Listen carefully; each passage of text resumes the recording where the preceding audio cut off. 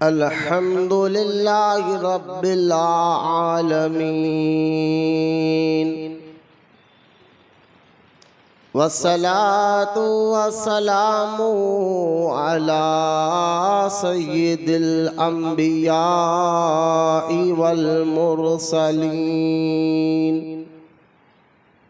वाला आलिही व अस्हाबिही अजमाइन। अम्मा बाद वक़ाल अल्लाहु तआला फ़िल क़ुरआनिल मजीद फ़अऊज़ु बिल्लाहि मिनश शैतानिर रजीम। बिस्मिल्लाहिर रहमानिर रहीम। इज़ अख़रजाहुल्लज़ीना कफ़रू सानिय स्नैनि इज़ हुमा फ़िल गारि इज़ यक़ूलु लिसाहिबिही ला तहज़न इन्नल्लाह मअना। आमन्तु बिल्लाहि सदक़ल्लाहुल अलियुल अज़ीम। वक़ाल अल्लाहु तआला फ़ी शानि हबीबिहिल करीम इन्नल्लाहा व मलाइकतहु युसल्लूना अलन नबिय्यि या अय्युहल्लज़ीना आमनू सल्लु अलैहि व सल्लिमू तस्लीमा। अल्लाहुम्मा सल्लि अला सय्यिदिना व मौलाना मुहम्मद व अला आलिहि व सहबिहि अव्वल सलवातिका व अददा मालूमातिका व बारिक व सल्लिम सलातन व सलामन अलैका या रसूलल्लाह सल्लल्लाहु तआला अलैहि व आलिहि व सहबिहि व सल्लम। अम्मा बाद, हर तारीफ और बड़ाई सिर्फ अल्लाह ताला के लिए है जो सारे जहान का मालिक है, मुख्तार है और जो सारे जहान का पालनहार है।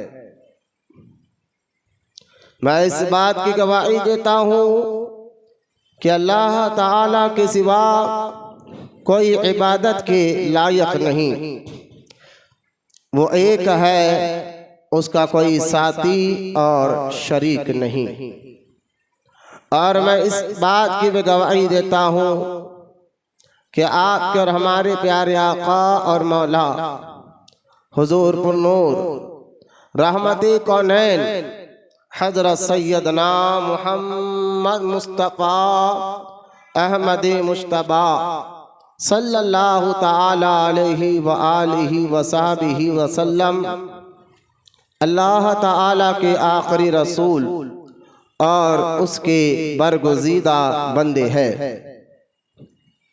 अल्लाह ताला हुजूर अकरम नूर मुजस्सम रहमत आलम सल्लल्लाहु ताला अलैहि व आलिहि व सहबिहि व सल्लम पर, अहले बैत, सहाबा इकराम, ताबईन और तबे ताबईन, औलियाए उम्मत पर क़यामत तक बकसरत रहमतें और बरकतें नाजिल फरमाता रहे। आमीन। मोहब्बत से एक मरतबा दुरूद शरीफ पढ़ लीजिए। अल्लाहुम्मा सल्ली अला सय्यिदिना व मौलाना मुहम्मद मआदिन जूदी वल करम व अला आलिहि व बारिक व सल्लिम सलातन व सलामन अलैका या रसूलल्लाहि सल्लल्लाहु तआला अलैहि व आलिहि व सहबिहि व सल्लम। मौजूद सामईन इकराम, अस्सलामु अलैकुम व रहमतुल्लाहि व बरकातुहू।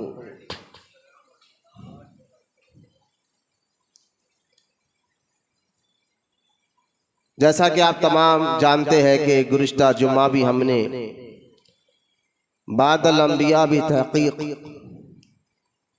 यानी सारे नबियों के बाद जो इस रोज़ ज़मीन पर इंसानों में सारे नबियों के बाद सबसे अफजल ज़ात है, जिनका नाम अमीर मोमिनीन हज़रत सैयदना अबू बकर सिद्दीक़ रज़ियल्लाहु ताला अन्हु, क्योंकि ये जमादिल सानी का महीना है, इसी महीने की 22 जमादिल सानी को आपका उर्स मुबारक है। तो हमने गुज़िश्ता जुम्मा भी आपकी शान व अज़मत के मुतालिक कुछ बातें अर्ज़ किए थे, और ये महीने में इंशाअल्लाह 2025 चल रहा है।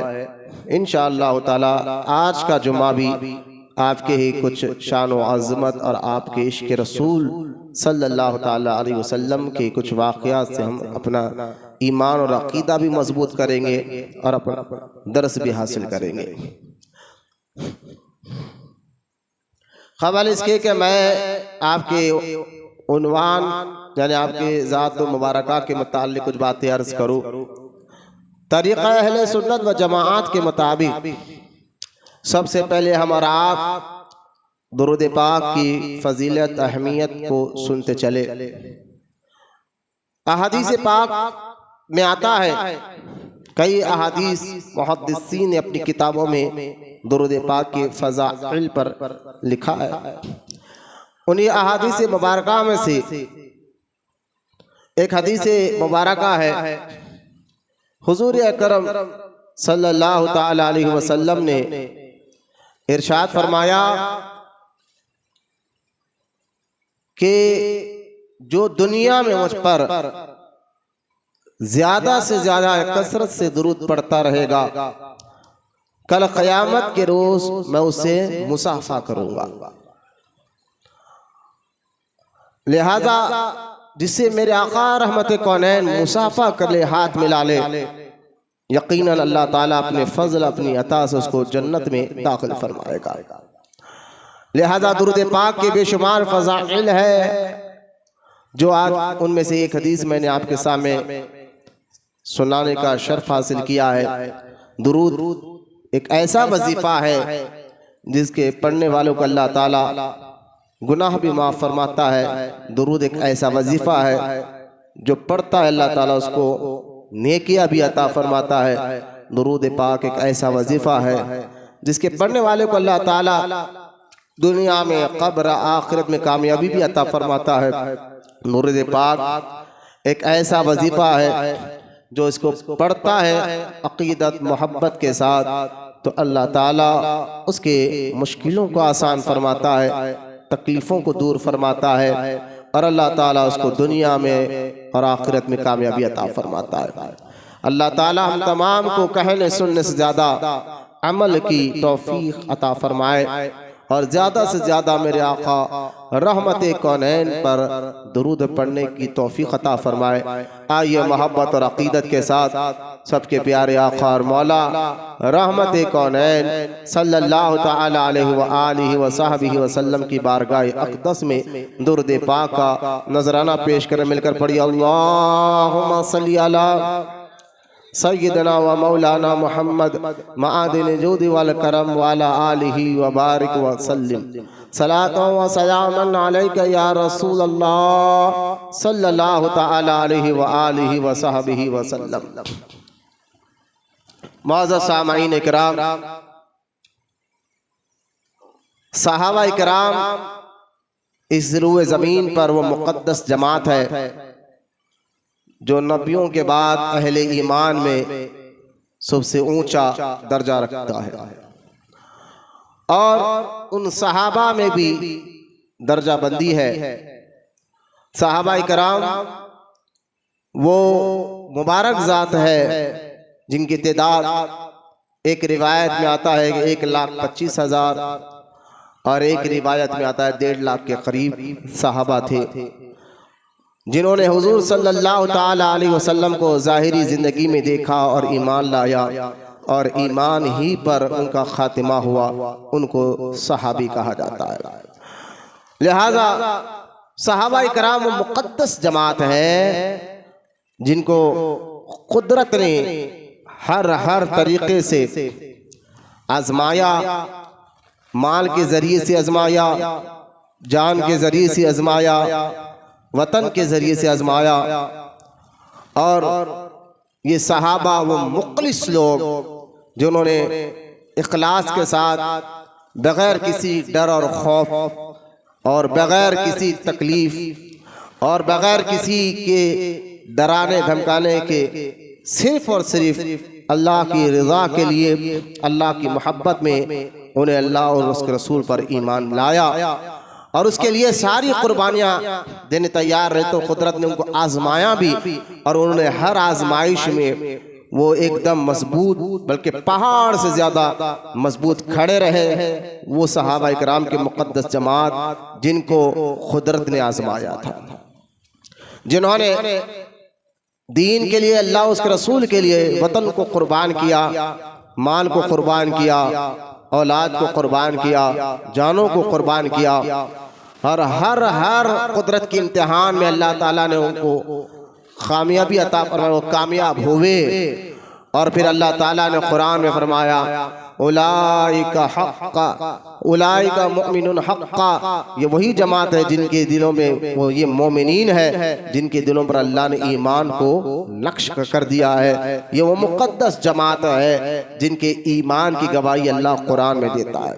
ये वो मुक़द्दस जमात है सहाबा जिनके के बारे में अल्लाह ताला कुरान में ये इरशाद फरमाता है रज़ी अल्लाह ताला अन्हु व रज़ू अन, अल्लाह इनसे राज़ी हो गया और ये अल्लाह से राज़ी हो गए। तो इन मुक़द्दस सहाबा इकराम ये दीन का असासा यानी सारे दीन की दौलत भी इन्हीं सहाबा इकराम की बदौलत आज अहले ईमान के करीब तक पहुँची है। क्योंकि अल्लाह ताला ने जो मुक़द्दस कलाम अपने हबीब पर नाजिल फरमाया, मुस्तफ़ा जान रहमत पर जो नाजिल फरमाया है, उसके शाहिद, उसके गवाह यही सहाबा इकराम है जिन्होंने बड़े दियानतदारी और ईमानदारी के साथ फिर उस कलाम को यानी अल्लाह के कलाम कुरान पाक को और मुस्तफ़ा करीम के अहादीस मुबारका को आगे अपने से आगे उम्मत तक पहुँचाया। तो आज जो दीन का असासा जो कुरान और हदीस है, इसके पीछे इन्हीं सहाबा इकराम की मेहनतें हैं, इसके पीछे इन्हीं सहाबा की मशक्क़तें हैं जिन्होंने अपनी जान और माल हर तरीके से दीन इस्लाम पर डटे रहे, कायम रहे और उसको आगे तक भी पहुँचाया। ईमानदारी, दयानतदारी, बल्कि इनकी ईमानदारी दयानतदारी का तो खुद अल्लाह कुरान में जिक्र फरमाता है। अब सोचिए जिनके ईमान की गवाही अल्लाह कुरान में दे रहा हो, जिनके अमीन होने की गवाही अल्लाह कुरान में दे रहा हो, जिसके राजी होने की गवाही अल्लाह ताला कुरान में दे रहा हो, वो मुक़द्दस सहाबा इकराम की जमात पर ताने कसना और उनके बारे में गैर गलत बातें करना ये एक मुसलमान का तरीका नहीं हो सकता।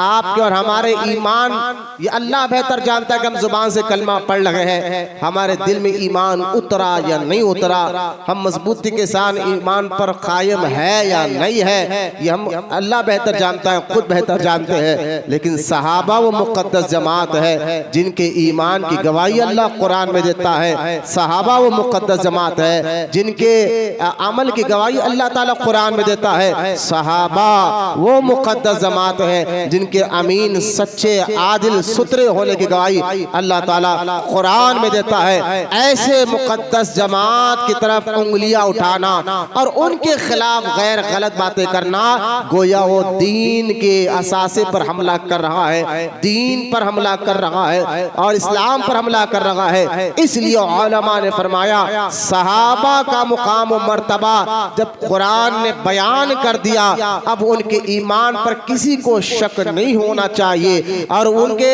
अमल पर किसी को शक नहीं होना चाहिए, जिनकी गवाही अल्लाह ताला ने कुरान में अता फरमाया है। लिहाजा अगर उनके ऊपर किसी ने गंदी निगाह भी उठाकर देखी तो वो कुरान की तरफ निगाह उठा रहा है माज़ल्ला, वो अहदीस के तरफ निगाह उठा रहा है माज़ल्ला। लिहाजा जैसे रब का कलाम सच्चा है, ऐसा ही उसके हबीब के सहाबा भी सच्चे, अमीन, आदिल और अमानतदार है, जिनकी वजह से इस्लाम हम तक पहुंचा है।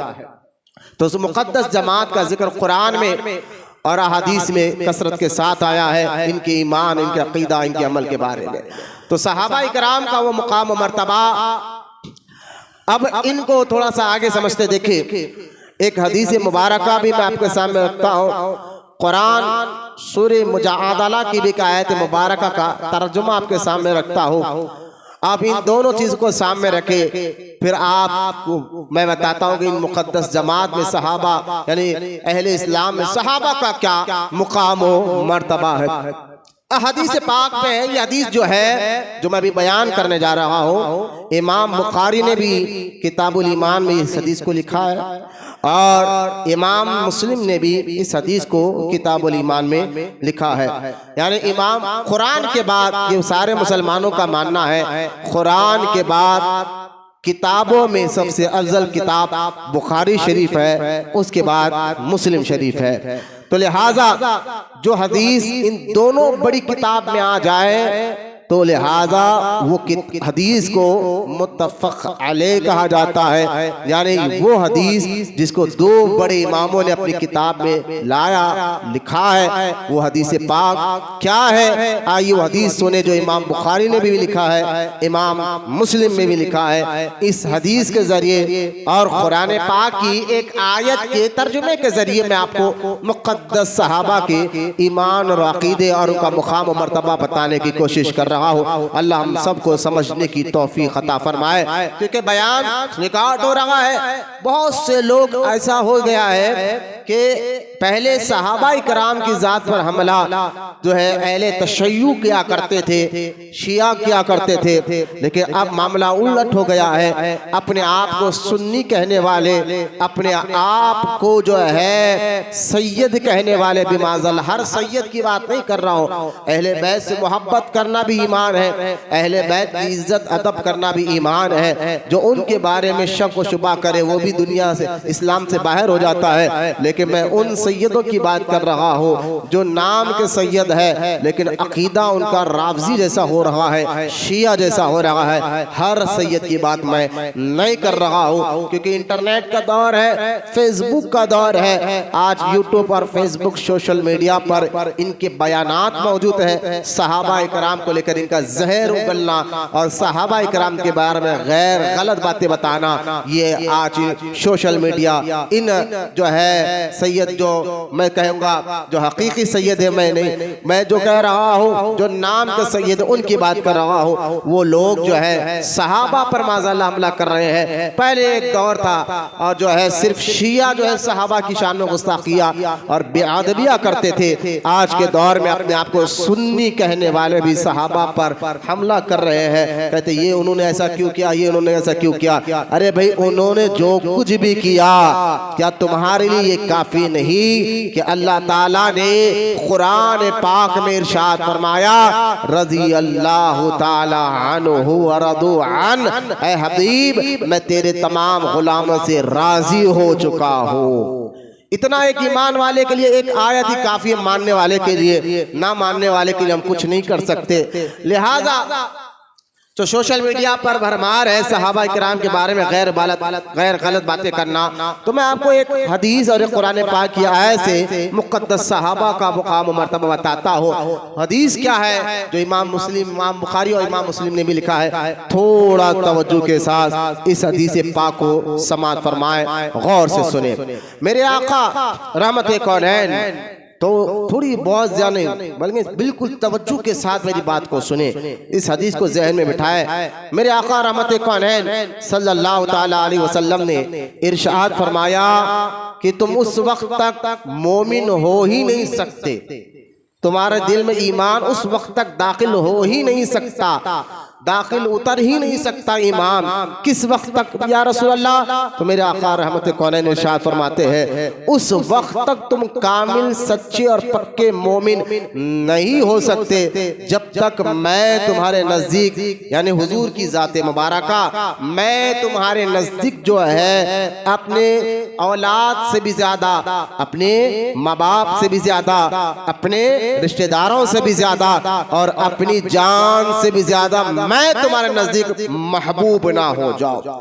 यानी सबसे ज्यादा मोहब्बत अगर किसी जात से करना है वो हुजूर सल्लल्लाहु ताला अलैहि वसल्लम की जाते मुबारका है। इनसे मोहब्बत अपनी औलाद से ज्यादा करना है। एक एक जुमले पर गौर फरमाए। हुजूर से मोहब्बत अपने माँ बाप से भी ज्यादा करना है। हुजूर से मोहब्बत अपने रिश्तेदारों से भी ज्यादा करना है। हुजूर से मोहब्बत मालो दौलत से भी ज्यादा करना है। हुजूर से मोहब्बत जो है अपनी जान से भी ज्यादा करना है। मेरे आका रहमते कौनैन इरशाद फरमाते हैं, जब तुम ऐसा करोगे तो ईमान तुम्हारे सीने में दाखिल हो जाएगा। अब यह हदीस पाक को जरा गौर फरमाए कि हुजूर की मोहब्बत को सबसे आगे रखना है। ये कहने में आसान है, जरा अमल की दुनिया में आओ। बोलने में आसान है, लेकिन अमल की दुनिया में आओ तो आपको पता चलेगा कि ये अमल की दुनिया में कितना मुश्किल है। जब वक्त आ जाए कि सामने माँ बाप हो और दूसरी जगह हुजूर की जाते मुबारका हो, तो एक बच्चा माँ बाप को देखता है, फिर इस्लाम को देखता है, तो माँ बाप की मोहब्बत में डूब कर वो इस्लाम को छोड़कर माँ बाप की बात मानने लग जाता है। ये बड़ी मुश्किल की बात है कि हुजूर सल्लल्लाहु ताला अलैहि वसल्लम से मोहब्बत माँ से ज्यादा करना है, बाप से ज्यादा करना है, रिश्तेदारों से ज्यादा करना है, औलाद से भी ज्यादा करना है, बल्कि अपने जान से भी ज्यादा करना है। तो लिहाजा जब इस पर हम गौर फरमाए कि यह कैसे मुमकिन हो सकता है, ये कैसे हो सकता है कि एक बंदा हुजूर सल्लल्लाहु ताला अलैहि वसल्लम से मोहब्बत जो है अपनी जान से भी ज्यादा करे, माँ बाप से भी ज्यादा करे, रिश्तेदारों से भी ज्यादा करे, औलाद से भी ज्यादा करे, ऐसे कैसे मुमकिन हो सकता है? क्या लेकिन मेरे आका फरमाते हैं, जब तक तुम ऐसा नहीं करोगे तुम्हारा ईमान मुकम्मल नहीं होगा। लेकिन अगर फिर जहन में सवाल आए कि मौलाना कोई ऐसी शख्सियत को बताइए जिन्होंने ये कर कर बताया हो, ये कर कर बताया हो कि जो माँ बाप से ज्यादा इस हुजूर को से मोहब्बत कर कर बताया है, औलाद से ज्यादा हुजूर से मोहब्बत कर कर बताया है, रिश्तेदारों से ज्यादा हुजूर से मोहब्बत कर कर बताया है। हमारा हाल तो ये है कि हम रिश्तेदारी को देकर दीन और कुरान और हुजूर की सुन्नत को छोड़ देते हैं। हमारा हाल तो ये है, माँ के कहने पर चेहरों पे दाढ़ियां काट देते हैं। हमारा हाल तो ये है कि हम बाप के कहने पर नमाजें छोड़ने शुरू कर देते हैं। हमारा हाल तो ये है कि हम रिश्तेदारों को डर में आकर दीन पे अमल करना छोड़ देते हैं। लिहाजा आप कह रहे हैं कि हुजूर सल्लल्लाहु ताला अलैहि व आलिहि व सहबिहि व सल्लम की मोहब्बत जो है तुम्हें सबसे आगे रखना है, और उसके पहले आपको ना रिश्तेदार को देखना है, ना माँ बाप को देखना है, ना औलाद को देखना है, ना अपनी जात को देखना है। लेकिन ये कैसे हो सकता है आज के इस दौर में, पुरफितन दौर में? और आप कोई ऐसा प्रैक्टिकल लोग बता सकते हैं जिन्होंने ये कर कर बताया हो, जिन्होंने ये प्रैक्टिकल तौर पर कर कर बताया हो, कि बताया ही हो कि देखो हमें मोहब्बत है औलाद से ज्यादा तो हुजूर सल्लल्लाहु ताला अलैहि वसल्लम से है, हमें मोहब्बत है माँ बाप से ज्यादा तो रहमते कौनैन से है, हमें मोहब्बत है रिश्तेदारों से भी ज्यादा तो रहमते कौनैन से है, हमें मोहब्बत है वतन से भी ज्यादा हुजूर सल्लल्लाहु ताला अलैहि वसल्लम से है, हमें मोहब्बत है अपनी जान से भी ज्यादा तो वो हुजूर सल्लल्लाहु ताला अलैहि वसल्लम की जात मुबारका है। तो आप कहेंगे मौलाना वो कौन लोग हैं जिन्होंने ऐसा अमल और ऐसा प्रैक्टिकल तौर पर कर बताया है? आप उन लोगों का जिक्र भी कीजिए और साथ में गवाह भी पेश कीजिए। ये दो चीज, क्योंकि सिर्फ कह लेने से बात नहीं मानी जाती, साथ में गवाही पेश ना किया जाए, सबूत पेश ना किया जाए। कहना और है, गवाहों के साथ कहना और बात होती है। बात बंदे को मजबूती के साथ तब समझ में आती है, सिर्फ कहने से नहीं, साथ में गवाह भी हो और गवाह देने वाला भी आला किस्म का हो, गवाह देने वाला भी समझाने के लिए, दुनियावी एतबार से समझाने के लिए बात कर रहा हूं, तो वो बात बड़ी मजबूती के साथ मानी जाती है। तो मैं ये जो दावा कर रहा हूं कि इस हदीस पे अमल जो मेरे आका ने फरमाया, तो लिहाजा ऐसे लोग कौन है? उन लोगों को सहाबा इकराम कहा जाता है जिन्होंने हमारे और आपके नबी सल्लल्लाहु ताला अलैहि वसल्लम से मोहब्बत अपनी जान से ज्यादा कर कर बताया है, औलाद से ज्यादा कर कर बताया है, माँ बाप से ज्यादा कर कर बताया है, रिश्तेदार से कुंबे से ज्यादा कर कर बताया है, अपने वतन से ज्यादा कर कर बताया है। यानी इस्लाम इसकी ये मना नहीं करता कि माँ बाप से मोहब्बत मत करो। अरे भाई, उनके मोहब्बत करना अल्लाह की रजा है। इस्लाम इसका मना नहीं करता कि माँ से मोहब्बत करो, बाप से मोहब्बत करो, रिश्तेदारों से मोहब्बत करो, लिहाजा वतन से भी मोहब्बत करो। इसमें इस्लाम मना नहीं करता। लेकिन इस्लाम ये कह रहा है, मेरे आका ये कह रहे हैं कि करो मोहब्बत माँ बाप से भी ज्यादा, माँ बाप से, औलाद से, वतन से, जान से, लेकिन सबसे आगे अगर किसी की मोहब्बत रखना है तो हुजूर सल्लल्लाहु ताला अलैहि वसल्लम की मोहब्बत को रखना है। और इस पर प्रैक्टिकल तौर पर किसी ने अमल किया है तो वो सहाबा किराम ने कर बताया, जिन्होंने सब कुछ कुर्बान किया अल्लाह उसके रसूल के लिए। आप तारीख के वाकयात पढ़े, वतन छोड़ना पड़ा तो वतन छोड़ा। आप तारीख के वाकयात पढ़े, खानदान छोड़ना पड़ा तो खानदान छोड़ा। आप तारीख के वाकयात पढ़े, माँ बाप को छोड़ना पड़ा तो माँ बाप को छोड़कर बताया। आप वाकयात पढ़े अहादीस पाक में कि माल को छोड़ना पड़ा तो माल, मैं एक कई मिसालें देखिए, बच्चे को माँ और बाप से कितनी मोहब्बत होती है। हजरत सहाबा में एक सहाबी थे, हजरत सैयदना उमैर रज़ी अल्लाह ताला अन्हु, ऐसे लाडले अपने माँ बाप के, ऐसे लाडले शख्स थे कि माँ बाप के एक लौते एक बेटे थे और इनके माँ बाप इनको इतने लाड़ प्यार से पाला था। पूरा मक्का में लोग गवाही देते थे कि अगर किसी के माँ बाप अपनी औलाद से ज्यादा मोहब्बत करते हैं तो उमैर के माँ बाप को देख ले कि उमैर के माँ बाप उनसे कितनी मोहब्बत करते थे। उनके लिए हर रोज एक नया कपड़ा पहनाते। लेकिन हजरत उमैर जब बड़े, मुसअब बिन उमैर रज़ी अल्लाह ताला अन्हु जब बड़े हुए और हुजूर सल्लल्लाहु ताला अलैहि वसल्लम पर ईमान लाया, आपके माँ और बाप ने इस्लाम कबूल नहीं किया था, लेकिन आपने ईमान लाया। माँ ने डराया, बाप ने डराया कि हमने बचपन से राजा जैसी जिंदगी तेरे को दी है, अगर तू इस्लाम लाया छोड़ इस्लाम को, हमारी बात मान, वरना हम तुझसे कपड़े खींच लेंगे, खाना खींच लेंगे।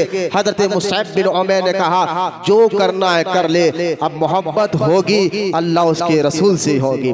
अब हर तरीके से कोशिश की गई, माँ बाप ने हर तरीके से समझाया, डराया, धमकाया, लेकिन आपने हुजूर का दामन नहीं छोड़ा। यहाँ तक कि आप माँ से बड़ी मोहब्बत करते थे ना, तो माँ ने एक काम किया कि जब तक तू इस्लाम को नहीं छोड़ेगा ना मैं खाना खाऊंगी ना मैं पानी पीऊंगी। ये कर मुसअब बिन उमैर के सहाबी रसूल की माँ ने खाना खाना छोड़ दिया, पानी पीना छोड़ दिया।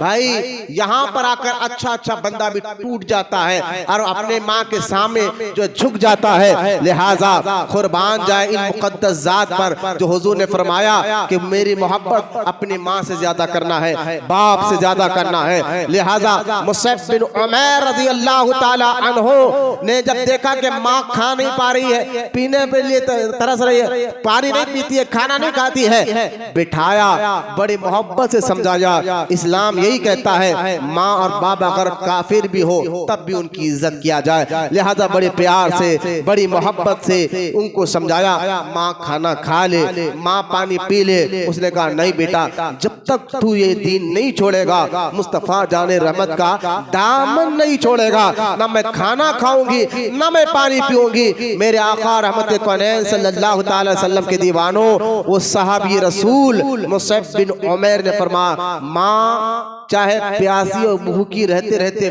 मर जा, लेकिन याद रख मैं हुजूर का दामन छोड़ने वाला नहीं हूं। माँ चाहे इस हालत में मर जा, मुझे गवारा है, लेकिन मैं इस्लाम को छोड़ूं, मुस्तफा जाने रहमत के दामन को छोड़ूं, ये मुझसे मुमकिन नहीं है। लिहाजा आपकी माँ ने जब ये देखा कि कितना भी असर नहीं पड़ेगा, वो खाने पीना तो शुरू कर दी, लेकिन बता ये चाह रहा हो, समझाना ये चाह रहा हो, माँ से ज्यादा किसी ने मोहब्बत कर कर प्रैक्टिकल तौर पर बताया है तो मेरे मुकद्दस सहाबा की जमात है। माल की बात आई तो माल कुर्बान किया, जान की बात आई तो जान कुर्बान किया, वतन की बात आई तो वतन कुर्बान किया। तो लिहाजा ये मुक़द्दस सहाबा की जमात है जिन्होंने अल्लाह उसके रसूल के खातिर सब कुछ कुर्बान किया और आने वाले क़यामत तक के मुसलमानों को ये सबक दे दिया कि तुम्हें जो तुम आए हो अल्लाह पर ईमान लाए हो, रसूल पर, आखिरत पर ईमान लाए हो, तो याद रखो जब दीन की बात आ जाए, मुस्तफा जाने रहमत की बात आ जाए, तो किसी की परवाह मत करो, आगे बढ़ो, वो काम करो जिस काम से अल्लाह उसका रसूल राजी होते हैं। लिहाजा मेरा ये दावा कि सहाबा ने कर कर बताया है कि माँ से ज्यादा मोहब्बत हुजूर से कैसी की जाती है, बाप से ज्यादा मोहब्बत हुजूर से कैसी की जाती है, औलाद से ज्यादा मोहब्बत हुजूर से कैसी की जाती है, ये सहाबा ने कर कर बताया। आप कहेंगे मौलाना ठीक है, ये तो आप बोल रहे हैं, ये सुना रहे हैं, इसका कोई गवाह भी है कि हाँ ऐसा इन्होंने किया है? ये आप मौलाना आप जो बात कह रहे हैं सच है, इस पर कोई गवाही है? मैं कहता हूं हाँ गवाही भी है, तो उस जाते मुबारका की गवाही है जिस जात की कोई मिसल नहीं है, उस जात का नाम अल्लाह ताला है। अल्लाह ताला ने गवाही दी है इनके ईमानों की। सूरे मुजादला 28वां पारा, आप कुरान उठा कर देखे, 28वें पारे सूरे मुजादला की इब्तिदाई शुरुआत की आयतें आप पढ़ कर देखे, जिसमें अल्लाह ताला फरमाता है हबीब तेरे गुलाम वो है जिनके सामने ना रिश्तेदार, ना माँ बाप, ना औलाद, ना माल, बल्कि कोई इनको जो है इनके ईमान को खरीद ना सका। ये सबसे ज्यादा अल्लाह से और उसके रसूल से मोहब्बत करने वाले लोग हैं। लिहाजा कुरान में अल्लाह ताला ने गवाही दिया और सहाबा ने अमल कर कर बताया, और हुजूर फरमाते हैं उस वक्त तक तुम्हारा ईमान मुकम्मल नहीं हो सकता जब तक तुम जो है अपनी औलाद, माँ बाप, रिश्तेदार, खानदान से ज्यादा मुझसे मोहब्बत ना करो। तो बताओ इस रूए जमीन पर इस पर अमल करने वाले मुक़द्दस जमात का नाम सहाबा किराम है, जिन्होंने अमल कर कर बताया और जिनके ईमान और अकीदे की गवाही अल्लाह ताला ने कुरान पाक में अता फरमाई है। उस सहाबा पर गालियां बकना, उन सहाबा पर ताने देना, उन सहाबा के बारे में गैर गलत बुरे अल्फाज इस्तेमाल करना, ये तो शियों का तरीका था, ये सुन्नियों का तरीका नहीं था। अरे जिनके जरिए अमानत के साथ कुरान आगे बढ़ा हो, अगर उस सहाबा की जमात पर उंगलियां उठाओगे तो शक तो फिर कुरान पर ही पड़ जाएगा, क्योंकि ये सहाबा के जरिए ही कुरान आगे पहुंचा है, इन सहाबा के जरिए ही हदीस आगे पहुंची है। तो जिनके जरिए अल्लाह का कलाम पहुंचा हो आगे तक मुसलमानों के पास, उन पर उंगली उठाओगे तो फिर उन पर उंगली नहीं, कुरान पर भी उंगली उठेगी, अहादीस पर भी उंगली उठेगी। लिहाजा ये इस्लाम क़यामत तक रहने वाला है। अल्लाह ताला ने इस्लाम और कुरान की हिफाजत की जिम्मेदारी अपने जिम्मे करम पर ली है। लिहाजा जब भी दो नंबरी लोग आते रहेंगे और कुरान और अहादीस के खिलाफ, सहाबा या अहले बैत के खिलाफ बकते रहेंगे, बोलते रहेंगे, तो अल्लाह ताला सच्चों को भी पैदा करते रहेगा और उनके जरिए, सच्चों के जरिए जो है सच्ची बात सच्चे लोगों तक पहुंचाते रहेगा और अल्लाह उन लोगों के ईमान और अकीदे की हिफाजत का जरिया इन सच्चे लोगों को बनाते रहेगा। लिहाजा आज के दौर में अगर किसी सहाबा के बारे में, कोई भी सहाबी हो, किसी के बारे में कुछ गैर गलत बात की जाए तो कहना हमारे लिए कुरान काफी है इनकी ईमान की गवाही के लिए, हदीस काफी है इनके ईमान की गवाही के लिए, हमारे लिए बुजुर्गान दीन के कौल काफी है इनके ईमान की गवाही के लिए। लिहाजा हज़रत शेख मुजद्दिद अल-फिसानी रहमतुल्लाहि ताला अलैह की एक बात बनाकर मैं हज़रत सिद्दीक़ अकबर की बारगाह में आपको ले जाना चाहता हूँ। हज़रत मुजद्दिद अल-फिसानी जैसा पीर कहाँ से लाओगे, जिन्होंने अकबर बादशाह के दौर में अकबर बादशाह की आँख में आँख मिलाकर दीन हक की बात की हो, इस्लाम के झंडे को बुलंद किया हो, वो मुजद्दिद अल-फिसानी। आज के दौर में ऐसे पीर कहाँ, जो दो नंबर पीरों की मैं बात कर रहा हूँ, सच्चा पीर तो ऐसा नहीं हो सकता। जो दो नंबर पीर है वो कहता हम कह रहे हैं ना मियां फला ये हुआ था, ये हुआ था। पीर साहब ये दो नंबरी बात आपको मुबारक हो, लेकिन जो पीर सच्चे पीर गुजरे हैं उनके अकीदे पे हम चलेंगे और उनके अकीदे को हम मानेंगे। आप जानते हैं मैंने जो है यही इतवार को अफज़लियत अबू बकर सिद्दीक़ पर पीरे पीरा मीरे मीरा सैयदना शेख अब्दुल कादिर जिलानी गौसे आज़म दस्तगीर रज़ी अल्लाह ताला अन्हु की किताब से मैंने ये बात साबित की थी कि हजरत अबू बकर सिद्दीक भी सहाबा इकराम में बताते हैं सबसे अफजल मुकाम अबू बकर से, गौसे आजम भी फरमाते सहाबा में कि सबसे अफजल मुकाम हजरत अबू बकर सिद्दीक का है, उनके बाद फारूक आजम का है, उनके बाद उस्मान गनी का है, उनके बाद मौला-ए कायनात अलीउल मुर्तज़ा रज़ियल्लाहु ताला अन्हु अजमाइन का है। लिहाजा सहाबा के ईमान और अकीदे की बात आ गई तो एक जुमला मुजद्दिद अल-फिसानी की बात बताकर मैं आगे बढ़ना चाहता हूँ। मुजद्दिद अल-फिसानी शेख अहमद सरहंदी इनका नाम, जिनका मज़ार मुबारक हिंदुस्तान के इलाका पंजाब के इलाके सरहंद में आज भी मौजूद है। ये कौन बुजुर्ग है जिनको अपने तो अपने वहाबी भी कहते हैं कि ये वाकई अल्लाह के वली जन्नती बुजुर्ग गुजरे हैं। आज से 500 साल पहले मुजद्दिद अल-फिसानी रहमतुल्लाहि ताला अलैह के दौर में भी जब सहाबा के बारे में गैर गलत बातें की गई, खास तौर में सहाबा इकराम के जो दर्जात है उनमें दर्जात में ऊंचा दर्जा इन चारों खुलफा का है जो मैंने अभी आपके सामने नाम लिया, अबू बकर, उमर, उस्मान और अली। ये तमाम 1.5 लाख सहाबा में इन चार का मर्तबा सबसे ऊंचा, इन चार का मर्तबा सबसे ऊंचा, और इन चारों में सबसे पहले अबू बकर, उनके बाद उमर है, उनके बाद उस्मान है, उनके बाद मौला अली है। ये दर्जे हमने नहीं रखे हैं, अल्लाह उसके रसूल ने रखे हैं। ये एक अलग मौजू है, ये अलग टॉपिक है, लेकिन याद रखे ये दर्जे सहाबा काम, क्योंकि हम मुसलमान हैं, सिर्फ नमाज, रोजा, हज, ज़कात कुरान हदीस के जरिए नहीं मिला, वो तो मिला ही है, साथ में कुछ लोग ऐसे हैं जिनसे मोहब्बत करने का हुक्म अल्लाह कुरान में दे रहा है, कुछ लोग ऐसे है जिनका अदब करने का हुक्म अल्लाह कुरान में दे रहा है। तो अल्लाह के नेक बंदों से मोहब्बत, उनका अदब, उनकी इज्जत करना, ये भी ईमान का हिस्सा है, ये भी ईमान को मजबूत करने का जरिया है। सिर्फ एक चीज को ले ले, नमाज, रोजा, हज, ज़कात, तो मैंने अभी हदीस सुनाई है, हुजूर फरमाते मेरी मोहब्बत सबसे आगे रखो, इस हदीस पे अमल क्या करोगे। लिहाजा इस्लाम में जहां नमाज, रोजा, हज, ज़कात, हलाल हराम, नेकी बदी, गुनाह, ये सारी चीजें जहां पर है, वहां पर कुछ शख्सियात भी है, कुछ लोग भी है जिनकी मोहब्बत ईमान है, जिनसे मोहब्बत करना अल्लाह का हुक्म है, रसूल का हुक्म है। उन लोगों में अंबिया और रसूल के बाद मुकद्दस सहाबा की जमात है, उनके बाद औलिया अल्लाह की जमात है।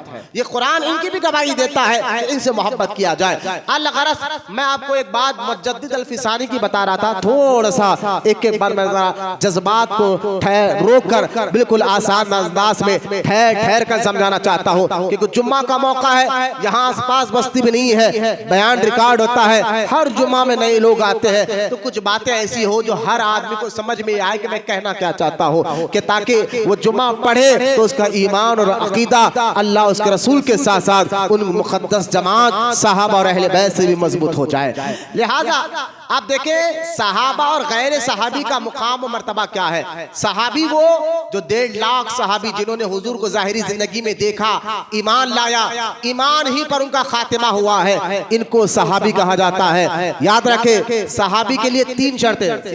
सीधा बैठो, जाओ मैं मस्जिद के आदाब सीखो, बाहर बैठ के दुरूद शरीफ पढ़िए, अल्लाहुम्मा सल्ली अला सय्यिदना मुहम्मद मआदिन जुद वल करम अला आलिहि बारिक वसल्लम।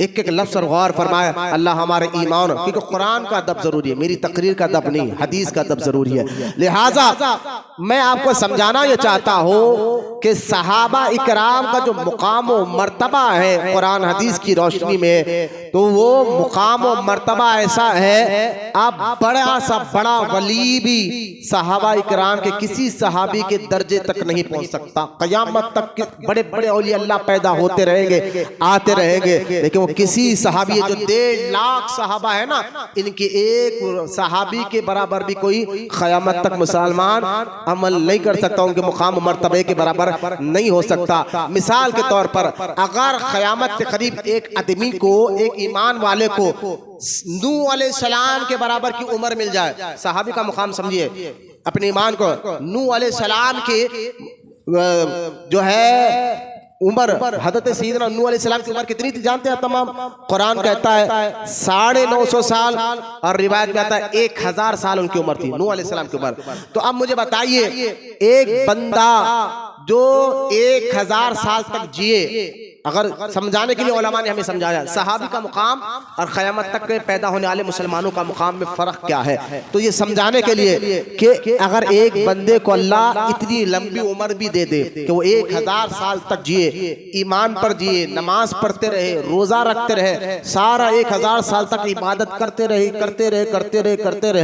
फिर भी वो 1000 साल तक अमल करे, ईमान भी लाए, अच्छे अमल भी करते रहे, नमाज रोज़ा हज ज़कात सारे काम करते रहे, फिर भी वो अदना सहाबी के मुकाम तक नहीं पहुंच सकता।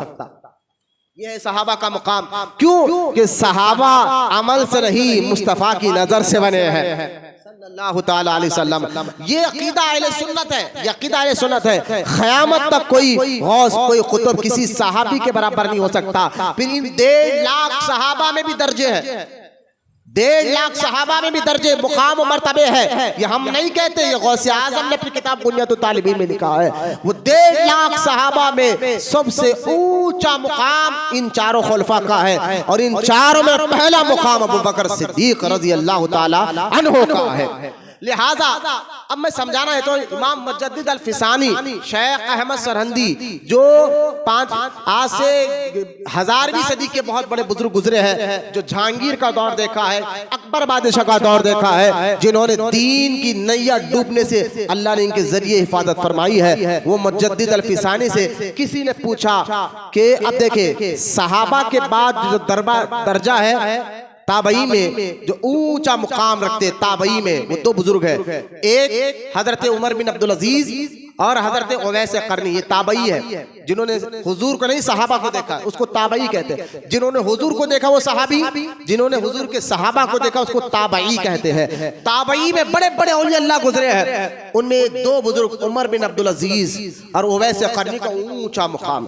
अब सुने, किसी ने पूछा कि ये जो ताबई में उमर बिन अब्दुल अजीज रहमतुल्लाह अलैह है और उवैस करनी रहमतुल्लाह ताला अलैह है, इन दोनों का जो मुकाम है वह किसी सहाबी में, सहाबा में ऊंचे सहाबा नहीं, बिल्कुल नीचे आ जाए। वो मिसाल के तौर पर हजरत मुजद्दिद अल फिसानी से सवाल हुआ कि मिसाल के तौर पर अमीर माविया रज़ी अल्लाह ताला अन्हु, अमीर माविया का मुकाम क्या है सहाबा में? ये कातिब वही है। अब मुजद्दिद अल फिसानी से पूछा गया कि उमर बिन अब्दुल अजीज जो सहाबी तो नहीं है, क्या उमर बिन अब्दुल अजीज का मुकाम अमीर माविया से बड़ा हो सकता है? अमीर माविया जो सहाबी है, जबकि अमीर माविया का मुकाम सहाबा में नीचे दर्जे का, ऊपर दर्जे के सहाबा की बात नहीं चल रही है।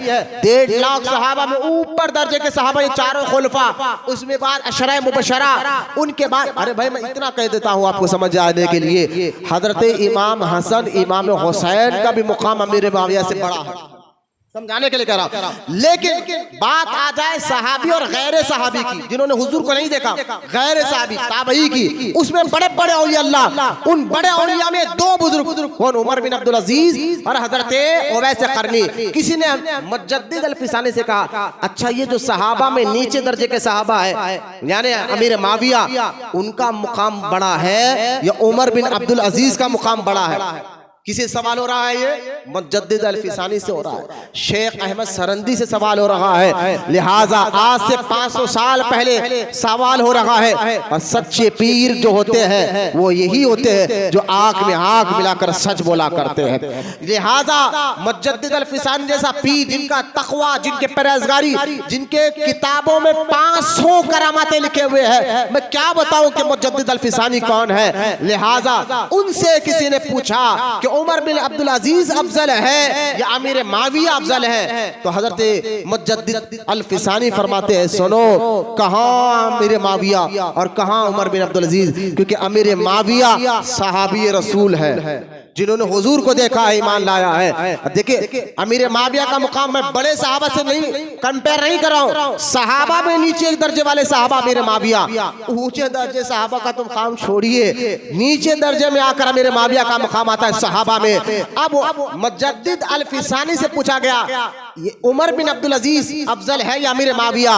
तो हजरत मुजद्दिद अल-फिसानी फरमाते हैं कि अमीर माविया अफजल है, बल्कि ऐसे अफजल है कि जब अमीर माविया जिहाद के लिए घोड़े पर जाते थे मैदान जिहाद में हुजूर के साथ, तो उनके घोड़े के नाक पर जो धूल बैठती थी उछल कर, वो उमर बिन अब्दुल अजीज हो या ओवैस करनी हो, उस घोड़े की धूल के बराबर नहीं है। ये एक सवाल का जवाब किसने दिया है? इमाम अहले सुन्नत आला हज़रत ने नहीं दिया है, मुजद्दिद अल-फिसानी दे रहे हैं, मकतूबात में दे रहे हैं, आज से 500 साल पहले दे रहे हैं। मैंने कहा ऐसे पीरों को मानो सुनियो, हम जहां अहले सुन्नत व जमात सहाबा से मोहब्बत करते हैं तो अहले बैत से भी मोहब्बत करते हैं, लिहाजा उनका मुकाम व मर्तबा है, लिहाजा ये गौर करते जाए। और ये मुकाम व मर्तबा सहाबा का सच्चे पीरों ने बताया है। 2 नंबर पीर आकर हम कह रहे हैं भाई कौन अमीर माविया का, तुम साइड में आओ। हम सच्चे पीरों ने जो किताबों में लिखा है, पीरों के पीर गौसे आजम दस्तगीर रज़ी अल्लाह ताला अन्हु ने लिखा है, हम उनकी बात मानेंगे, आपकी बात नहीं मानेंगे। लिहाजा ये सहाबा का मुकाम मर्तबा, जिनके ईमान की गवाही अल्लाह कुरान में दे रहा है, जिनके बारे में कुरान में अल्लाह कहता है रज़ी अल्लाह ताला अन्हु व रज़ू अन्हु, मैं इनसे राजी हो चुका हूं। अब इससे बढ़कर क्या होना चाहिए सहाबा की ईमान और अक़ीदा, जिनके बारे में अल्लाह कहता है कुरान। और एक और बात सुने बच्चों, आप तमाम ये बात ज़हन में बिठाए, अल्लाह ताला किसी के बारे में जो बात कह दे, अल्लाह करे मेरी बात आप सबको समझ में आ जाए मैं क्या, कुरान में अल्लाह किसी के बारे में जो बात कह दे, वो बात साल 2 साल 5 साल 10 साल के लिए नहीं रहती, हमेशा भर के लिए रहती है। नहीं समझे तो मिसाल के तौर पर मैंने एक किताब लिखी, समझा रहा हूं, अल्लाह आपको समझने की तौफीक दे।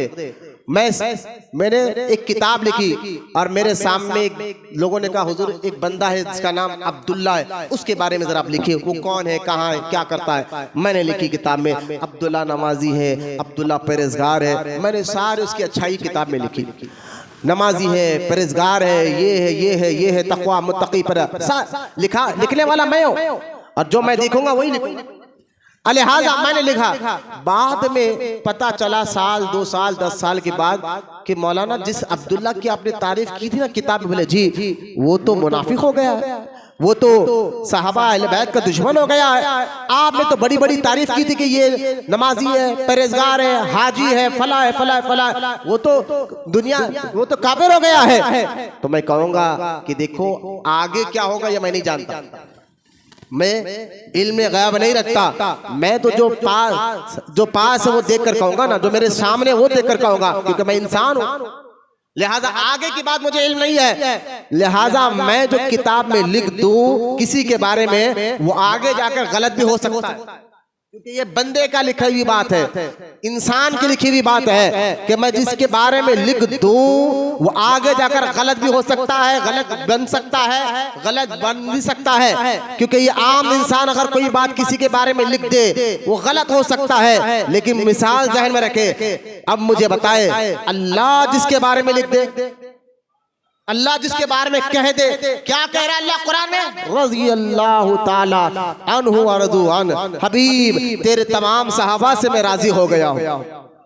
अल्लाह जिसके बारे में कह दे, क्या कह दे, सूरह हदीद आयत नंबर 10 अल्लाह कहता है कुल्लन वअदल्लाह, हबीब तेरे तमाम सहाबा से हमने वादा कर लिया।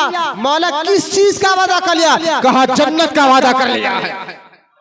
अब मुझे बताइए, कुल्लन वादल्लाह कहकर अल्लाह ने कहा कि हबीब हमने तेरे तमाम सहाबा से जन्नत का वादा कर लिया है, तो मुझे बताइए अल्लाह जिसके बारे में कह दे वो सिर्फ पास का देखता है या आगे का भी देखता है? वो तो आलिमुल गैबी व शहादा है, हर चीज का नजर रखने वाला है, उसको हर चीज का इल्म है। ये क्या हो रहा है ये भी जानता है, आगे क्या होगा ये भी जानता है, कयामत तक क्या होगा ये भी जानता है, उसके बाद क्या होगा ये सब कुछ जानने वाला अल्लाह है। अब अल्लाह ताला ने जिसके बारे में जो बात कह दी वो आगे बदल नहीं सकता, क्योंकि हमसे गलती हो सकती है, अल्लाह गलतियों से पाक है, अल्लाह हर ऐब से पाक है। तो अगर किसी ने सहाबा के बारे में उंगली उठाकर कहा वो सहाबी ने मौला अली से लड़ा था, वो मुसलमान नहीं है, खामोश रहे, खामोश रहे, वो उनके आपस का मसला है, खामोश रहे। कुरान ने कहा कुल्लन वादल्लाह, ये जन्नती है, कुल्लन वादल्ला, ये जन्नती है। अब आपके हाथ में है, 2 नंबर पीरों के बात में आकर अपना ईमान का सौदा करोगे या अल्लाह का कलाम को समझकर अपने ईमान को बचाओगे। यकीनन सच्चा मुसलमान के सामने 2 नंबर पीर नहीं, वो कुरान उसके सामने होता है, हदीस उसके सामने रहती है, जिनसे अल्लाह राजी हो चुका हो तो समझ जाए हमेशा भर के लिए राजी हो गया। ऐसा नहीं है कि अल्लाह को क्या नहीं मालूम था आगे चलकर सहाबा में ऐसे ऐसे लड़ाई होंगे। अरे भाई मालूम था, हर चीज का अल्लाह को इल्म है, हर चीज का इल्म जानने वाला अल्लाह है। जब मालूम था फिर भी उसने कहा हबीब मैं राजी हो गया। जब उसको मालूम है फिर भी वो कह रहा है कि हबीब तेरे तमाम सहाबा जन्नती है। तो आप कौन हो सकते हैं 14वीं सदी में उन सहाबा पर उंगली उठाने वाले? आप कौन हो सकते हैं उन सहाबा के बारे में गैर गलत बातें करने वाले? आप जो भी है, इस्लाम में खानदान नसब बाद में है, ईमान पहले है, अकीदा पहले है। जिसका ईमान और अकीदा सही होगा उसका नसब की भी इज्जत होगी, उसके खानदान की भी इज्जत होगी। वरना जिसका ईमान गंदा हो, अकीदा खराब हो, तो इस्लाम में नसब खानदान को नहीं देखा जाता, ईमान को देखा जाता है, अकीदे को देखा जाता है। लिहाजा ये इतना काफी है आप तमाम को समझाने के लिए और ये रिकॉर्ड करने के लिए कि मुक़द्दस सहाबा का मुकाम व मर्तबा क्या है। लिहाजा आला हजरत इमाम अहले सुन्नत ने एक शेर में बात को समझाया। मेरे आला हजरत फरमाते हैं अहले सुन्नत का है बेड़ा पार, असहाब हुजूर नज्म है, नाव है इतरत रसूलुल्लाह की। ये शेर पर इसको समझाने पर मैं घंटों तकरीर कर सकता हूँ, लेकिन वक्त नहीं है। मैं आपको शान अबू बकर सिद्दीक समझाने के लिए बैठा हूँ। अब सोचिए सहाबा का ये मुकाम जिनसे अल्लाह राजी हो चुका, सहाबा का ये मुकाम जिनके ईमान की गवाही अल्लाह ने कुरान में दी, सहाबा का अरे भाई अल्लाह दे रहा है गवाही, बोलो ना सुभान अल्लाह। बात समझिए, चेहरों से मौलाना बात समझ रहे हैं। सोचिए जिनके ईमान की गवाही अल्लाह दे रहा है कुरान में, वो कैसे ईमान वाले हो गए? जिनके जो है राजी होने के बाद कुरान में अल्लाह कहता है मैं इनसे राजी हो चुका हूं, वो कैसे लोग होंगे? अरे जिनके बारे में कुरान कहता है हबीब ये तेरे तमाम के तमाम सहाबा जन्नती, वो कैसे लोग होंगे? जिनके बारे में कुरान ईमान के उनके राजी होने की गवाही दे रहा है, वो मुक़द्दस सहाबा जिनकी तादाद 1.5 लाख के करीब है, 1.5 लाख के करीब है। उन सहाबा में सबसे ऊंचा मुकाम अबू बकर सिद्दीक का है।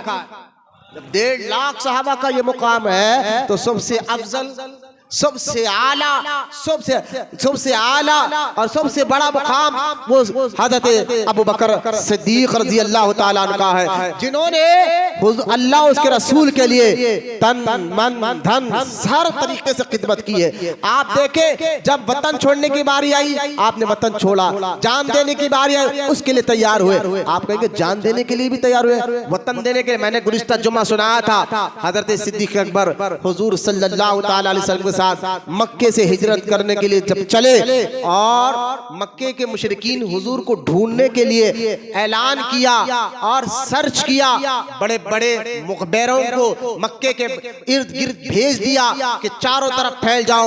अबू बकर सिद्दीक और हमारे नबी अगर जहां कहीं भी दिखे माज़अल्लाह जिंदा या मुर्दा जो उनको पकड़ कर लाएगा, वो कुफार ने इनाम रखा था उस दौर में सुर्ख 70 ऊंट इनाम में दिए जाए। उस दौर में लाल सुर्ख 70, एक ऊंट नहीं 70 ऊंटे दिए गए। और उस दौर में ये ऊंट जो है ना, आज के समझाने के लिए कह रहा हूं, आज की ये मर्सिडीज से भी आला उस दौर का ऊंट का रेट था, मर्तबा था, जिसके पास 70 तो छोड़े, एक ऊंट वो भी सुर्ख कलर का, लाल कलर का जिसके पास हो, यूं समझे कि आज के दौर में समझाने के लिए मर्सिडीज जो 1 करोड़ चिल्लर की है उससे भी बढ़कर रेट उस दौर में 1400 साल पहले वो एक ऊंट का हुआ करता था। सोचिए लालच कैसी दिखी कि मक्के के मुशरिकीन ने कि जो कोई भी ये पता बताएगा कि हुजूर कहां है, उनके साथी अबू बकर कहां है, उसको एक ऊंट नहीं 70 सुर्ख ऊंट देंगे, 70। और साथ में और आगे बढ़कर इनाम के लिए कहा कि और सुनो 70 ऊंट के अलावा अरब के सबसे खूबसूरत लड़की के साथ उसका निकाह किया जाएगा, ये भी लालच। और तीसरा जो है अरब के एक इलाके की सरदारी उसको दे दी जाएगी। ऐसा ऐलान पूरे मक्के में हो रहा है। अल्लाह का हुक्म था, हुजूर मक्का छोड़कर अबू बकर को लेकर चले। और आज भी हरम के 3 किलोमीटर आगे जो है गारे सौर है, जहां पर मेरे और आपके नबी अबू बकर सिद्दीक के साथ 3 दिन 3 रातें वहां रहे हैं। उस गारे सौर में रहे हैं, जो जमीन से ऊपर पहाड़ पर जाने के लिए 5000 फीट का रास्ता।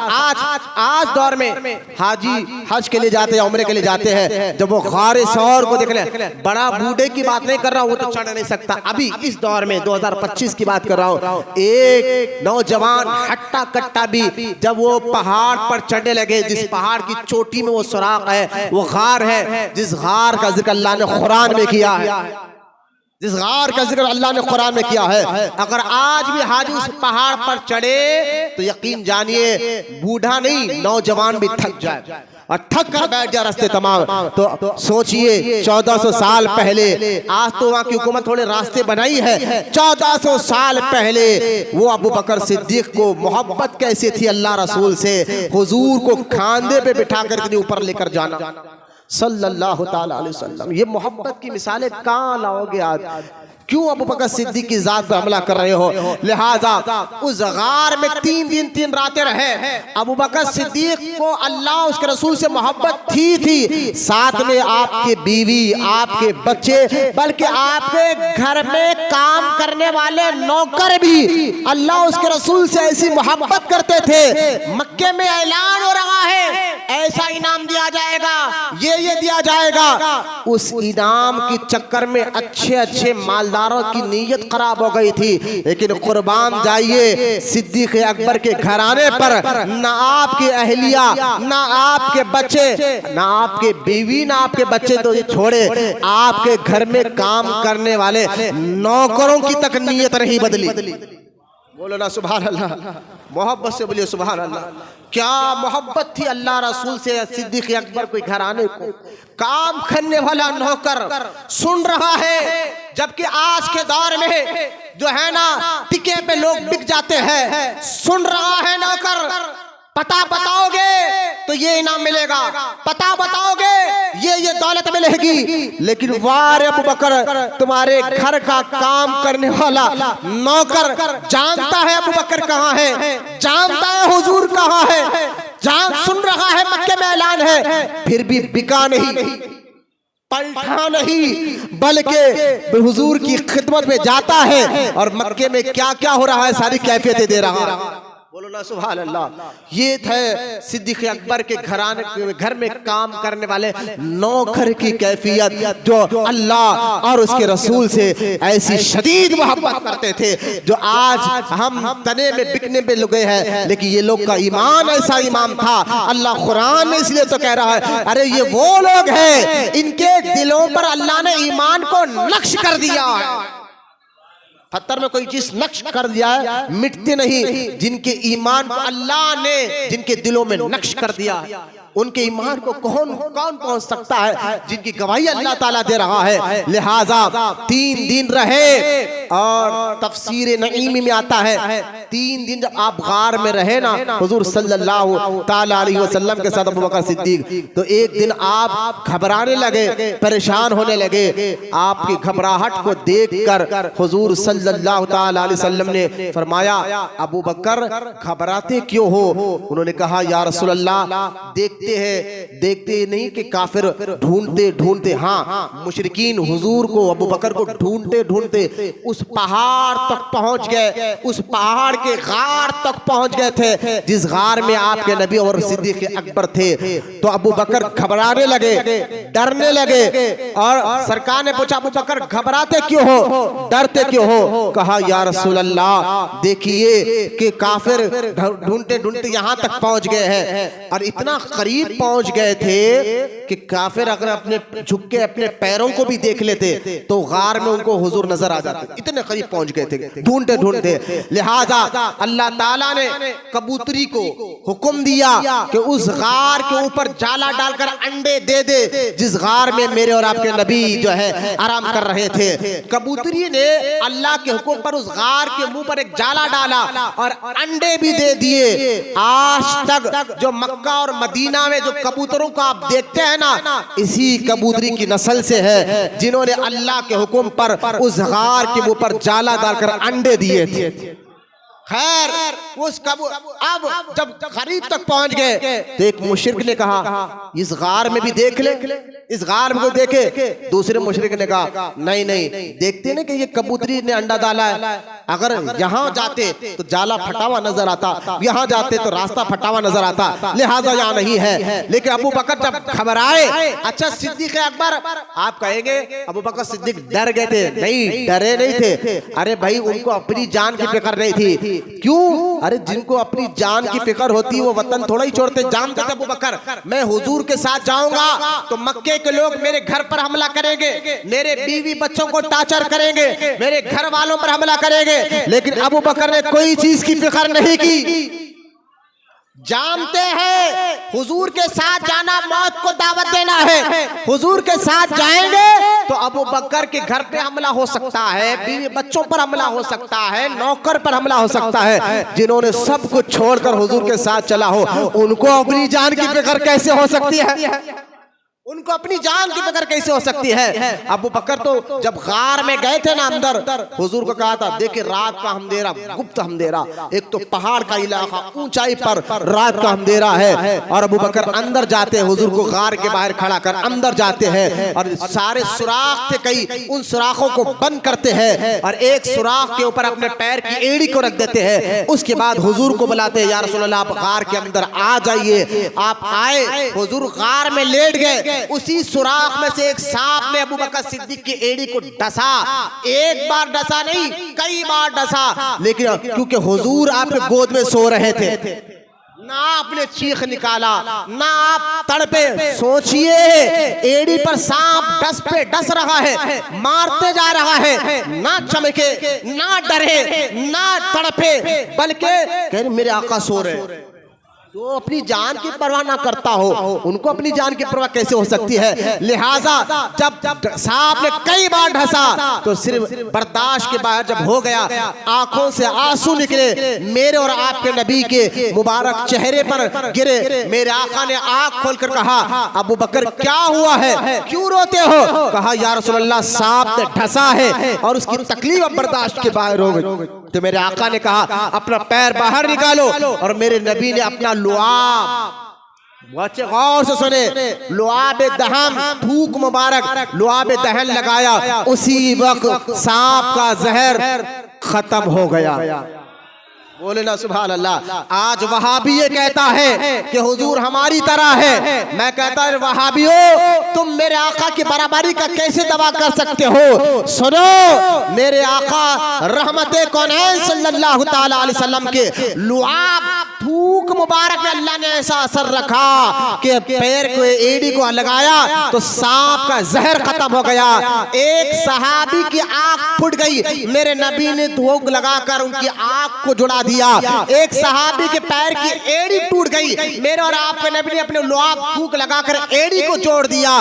कोई वहाबी हो, कोई हुजूर की जात तो छोड़े, हुजूर के थूक मुबारक के बराबर नहीं हो सकता तो नबी के बराबर कैसे हो सकता? आज हम और आप भी थूकते हैं तो बोर्ड लगा दिया जाता है थूकना मना है। आपकी हमारे थूक में बीमारियां पैदा होते हैं, मुस्तफा जाने रहमत के लुआब से बीमारियां खत्म होते हैं। वो कैसे हम बराबर हो सकते हैं? अबू बकर ने इतनी कुर्बानियां दी, आप कहेंगे फिर डरे क्यों है? अपने लिए डरे नहीं, हुजूर के लिए डरे। आका दुश्मन करीब आ गए हैं, करीब आ गए हैं, लिहाजा अब क्या होगा? तो हुजूर ने फरमाया अबू बकर डर नहीं, अल्लाह हमारे साथ। आए जुमला गौर फरमाए। अब ये बात कहाँ हो रही है? गारे सौर, गार के अंदर ये बात अबू बकर और हुजूर में हो रही है। अबू बकर में और हुजूर में ये बात हो रही है। अबू बकर डरे, बेचैन हुए। सरकार ने फरमाया अबू बकर डर नहीं, अल्लाह हमारे साथ है, अल्लाह हमारे साथ है। ये बात गार के अंदर हो रही है। अल्लाह ने कुरान में इसका जिक्र कर दिया, अल्लाह ने कुरान में इसका जिक्र कर दिया।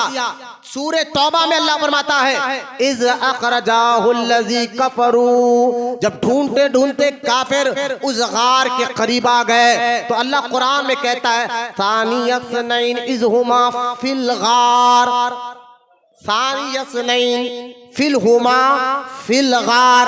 तवज्जो फरमाए, गार का भी जिक्र आ गया। अल्लाह कुरान में कहता है सानी, वाहिद कहते एक को अरबी में, सानी कहते दो को। ठीक है, अरबी में दो को क्या कहते हैं, जैसे कि इंग्लिश में टू कहते हैं, उर्दू में दो कहते हैं, तो दो को अरबी में सानी कहा जाता है। अब कुरान में क्या कहता है, अल्लाह कुरान में क्या कहता है, सानी, यानी एक में से तो दूसरा था ना, वो कौन थे, एक तो हुजूर, दूसरे अबू बकर। तो लिहाजा यहां से पता चला कि हुजूर के बाद अंबिया कोई अल्लाह के यहाँ अजीज है तो अबू बकर सिद्दीक है। ये कुरान गवाही दे रहा है। सानिया सनैन, एक में से दूसरा, सानिया सनैन इज़ हुमा फिल गार, जब दूसरा जो गार में दो थे उसमें से एक जान ने कहा, गार में क्या कहा, इज़ यक़ूलू लिसाहिबिही, आपके साथी सहाबी ने कहा।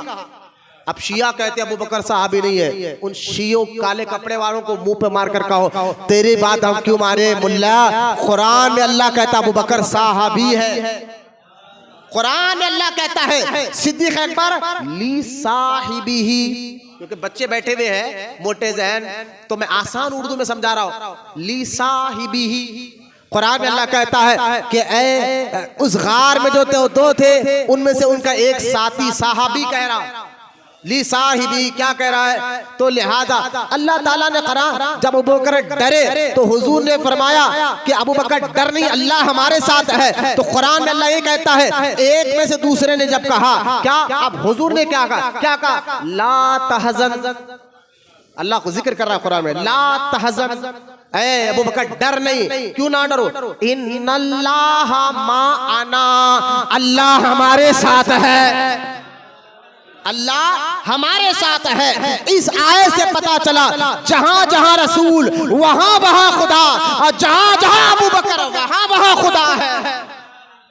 लिहाजा अभी एक आयत में क्या बताऊं, आइए अबू बकर कौन है, अबू बकर सिद्दीक वो है जिनके एक आयत है ना, मैं अगर एक आयत की बात कहूं तो क्या बताऊं आपको, मैं इतनी आयतें आपको बता सकता हूं कि अबू बकर की शान अल्लाह ने कुरान में नाजिल फरमाया, कुरान में अबू बकर सिद्दीक की शान में। लिहाजा हजरत अबू बकर सिद्दीक, ये एक आयत तो सूरह तौबा की मैंने पढ़ी है, दूसरी आयत सुने जहां अल्लाह ने अबू बकर सिद्दीक की शान को बयान फरमाया। हजरत अबू बकर सिद्दीक ने इस्लाम के लिए 40,000 दिरहम खर्च किए। बच्चे गौर से सुने, अल्लाह उसके रसूल की रजा के लिए कितने, उस दौर में 40,000 दिरहम खर्च किए मेरे आका। और कुरान में अल्लाह कहता है कि जो अल्लाह की राह में अपने माल और अपनी जान के जरिए खिदमत की है वो अफजल है। अब माल भी खर्च किया, जान भी कुर्बान किया, तो सहाबा है, उन सहाबा में सबसे अफजल अबू बकर है, अबू बकर सिद्दीक रज़ी अल्लाह ताला अन्हु। हर वक्त अच्छा देखिए, अगर कोई बंदा अल्लाह की राह में कुछ माल देता है, दे रहा है, गरीबों को खाना खिला रहा है, कपड़े बांट रहा है, तो उसकी नीयत क्या है या आप और मैं नहीं जानते, ये अल्लाह बेहतर जानता है। हम देखकर ये कह सकते हैं ये अच्छा काम कर रहा है, लेकिन आज सोशल मीडिया के द्वारा लोग वीडियो अपलोड कर दे कि मैंने ये किया, क्योंकि अल्लाह की बारगाह में वो चीज कबूल होती है जो सिर्फ अल्लाह के लिए किया जाए, दिखावे के लिए किया जाए, ये अल्लाह की बारगाह में कबूल नहीं है। अगर कोई इसलिए खैरात कर रहा है कि दोस्त इज्जत करे, रिश्तेदार इज्जत करे, पड़ोसी इज्जत करे, दिल में उसकी नीयत ये हो तो यकीन जानिए एक पहाड़ कितना सोना भी अल्लाह की राह में खैरात कर दे आपको सवाब कुछ नहीं मिलेगा। अगर आपकी नीयत ये हो कि लोग मेरी इज्जत करे, लोग मेरे को सखी समझे, दिखावे के लिए, क्योंकि रियाकारी ना अल्लाह को पसंद है ना रसूल को पसंद है। लेकिन अगर एक मुट्ठी भी अगर आप दे रहे हैं, नीयत अल्लाह की रिजा के लिए है, तो आपको एक मुट्ठी अल्लाह की बारगाह में एक सोना पहाड़ के बराबर सोना देने से भी ज्यादा अफजल होगा।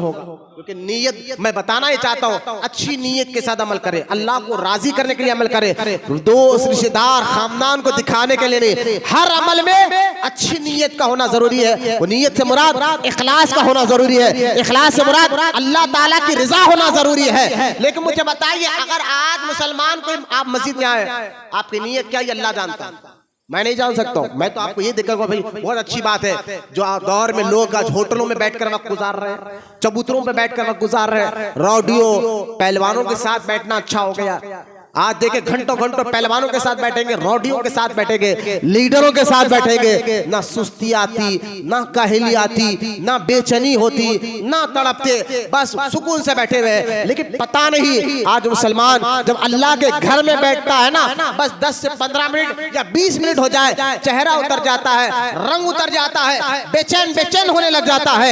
ये हाल आज के दौर में, मैं खुश नसीब कहूंगा आपको कि ऐसे दौर में आप अल्लाह के घर में आकर बैठे हुए, ना आपने रोडियों की परवाह की, ना मैं कहूंगा आपकी नीयत क्या है ये अल्लाह बेहतर जानता है। लेकिन जाहिरी तौर पे तो मैं अच्छा कहूंगा आपको क्योंकि आप अच्छी नीयत के साथ आए। लेकिन बताएं अगर आप टाइम पास के लिए आए हैं, दिखावे के लिए आए, तो आपका आना कबूल नहीं है। लेकिन मैं बता नहीं सकता, मैं कह नहीं सकता आपके दिल में क्या है, लेकिन अल्लाह जानता है। लेकिन मैं ये मिसाल इसलिए दे रहा हूँ, सोचिए जिनके दिल में क्या है ये तो बेहतर अल्लाह जानता है, किस लिए कर रहा है बेहतर अल्लाह जानता है। तो मुझे बताइए अबू बकर सिद्दीक के दिल में क्या है, अल्लाह ने जाहिर फरमा दिया है। तो सिद्दीक अकबर का मुकाम क्या होगा, मतलब क्या है। देखिए अबू बकर सिद्दीक ने बड़े बड़े गुलामों को खरीद कर आजाद किया। उस दौर में जिन्होंने कलमा पढ़ा था, जिसमें हजरत बिलाल है रज़ी अल्लाह ताला, खरीद कर आजाद किया।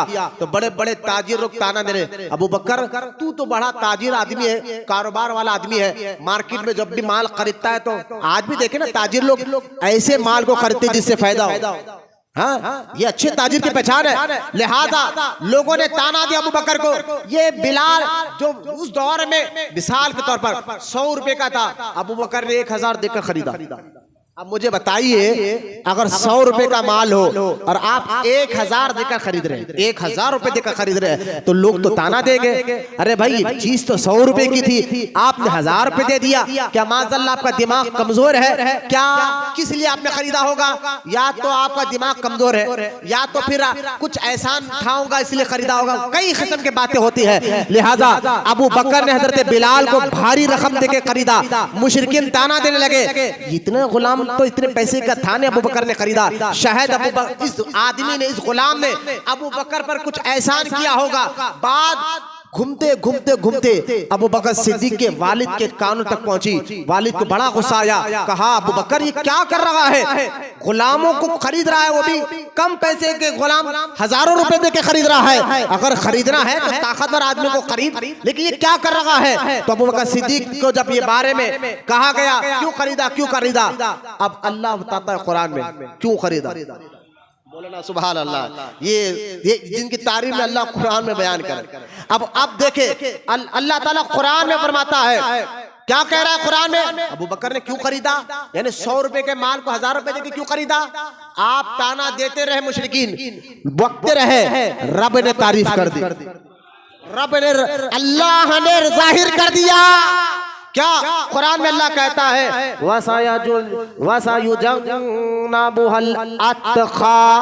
एक एक बात सुने बच्चे आप लोग। कुरान में अल्लाह ताला अबू बकर सिद्दीक की तारीफ कैसे कर रहा है,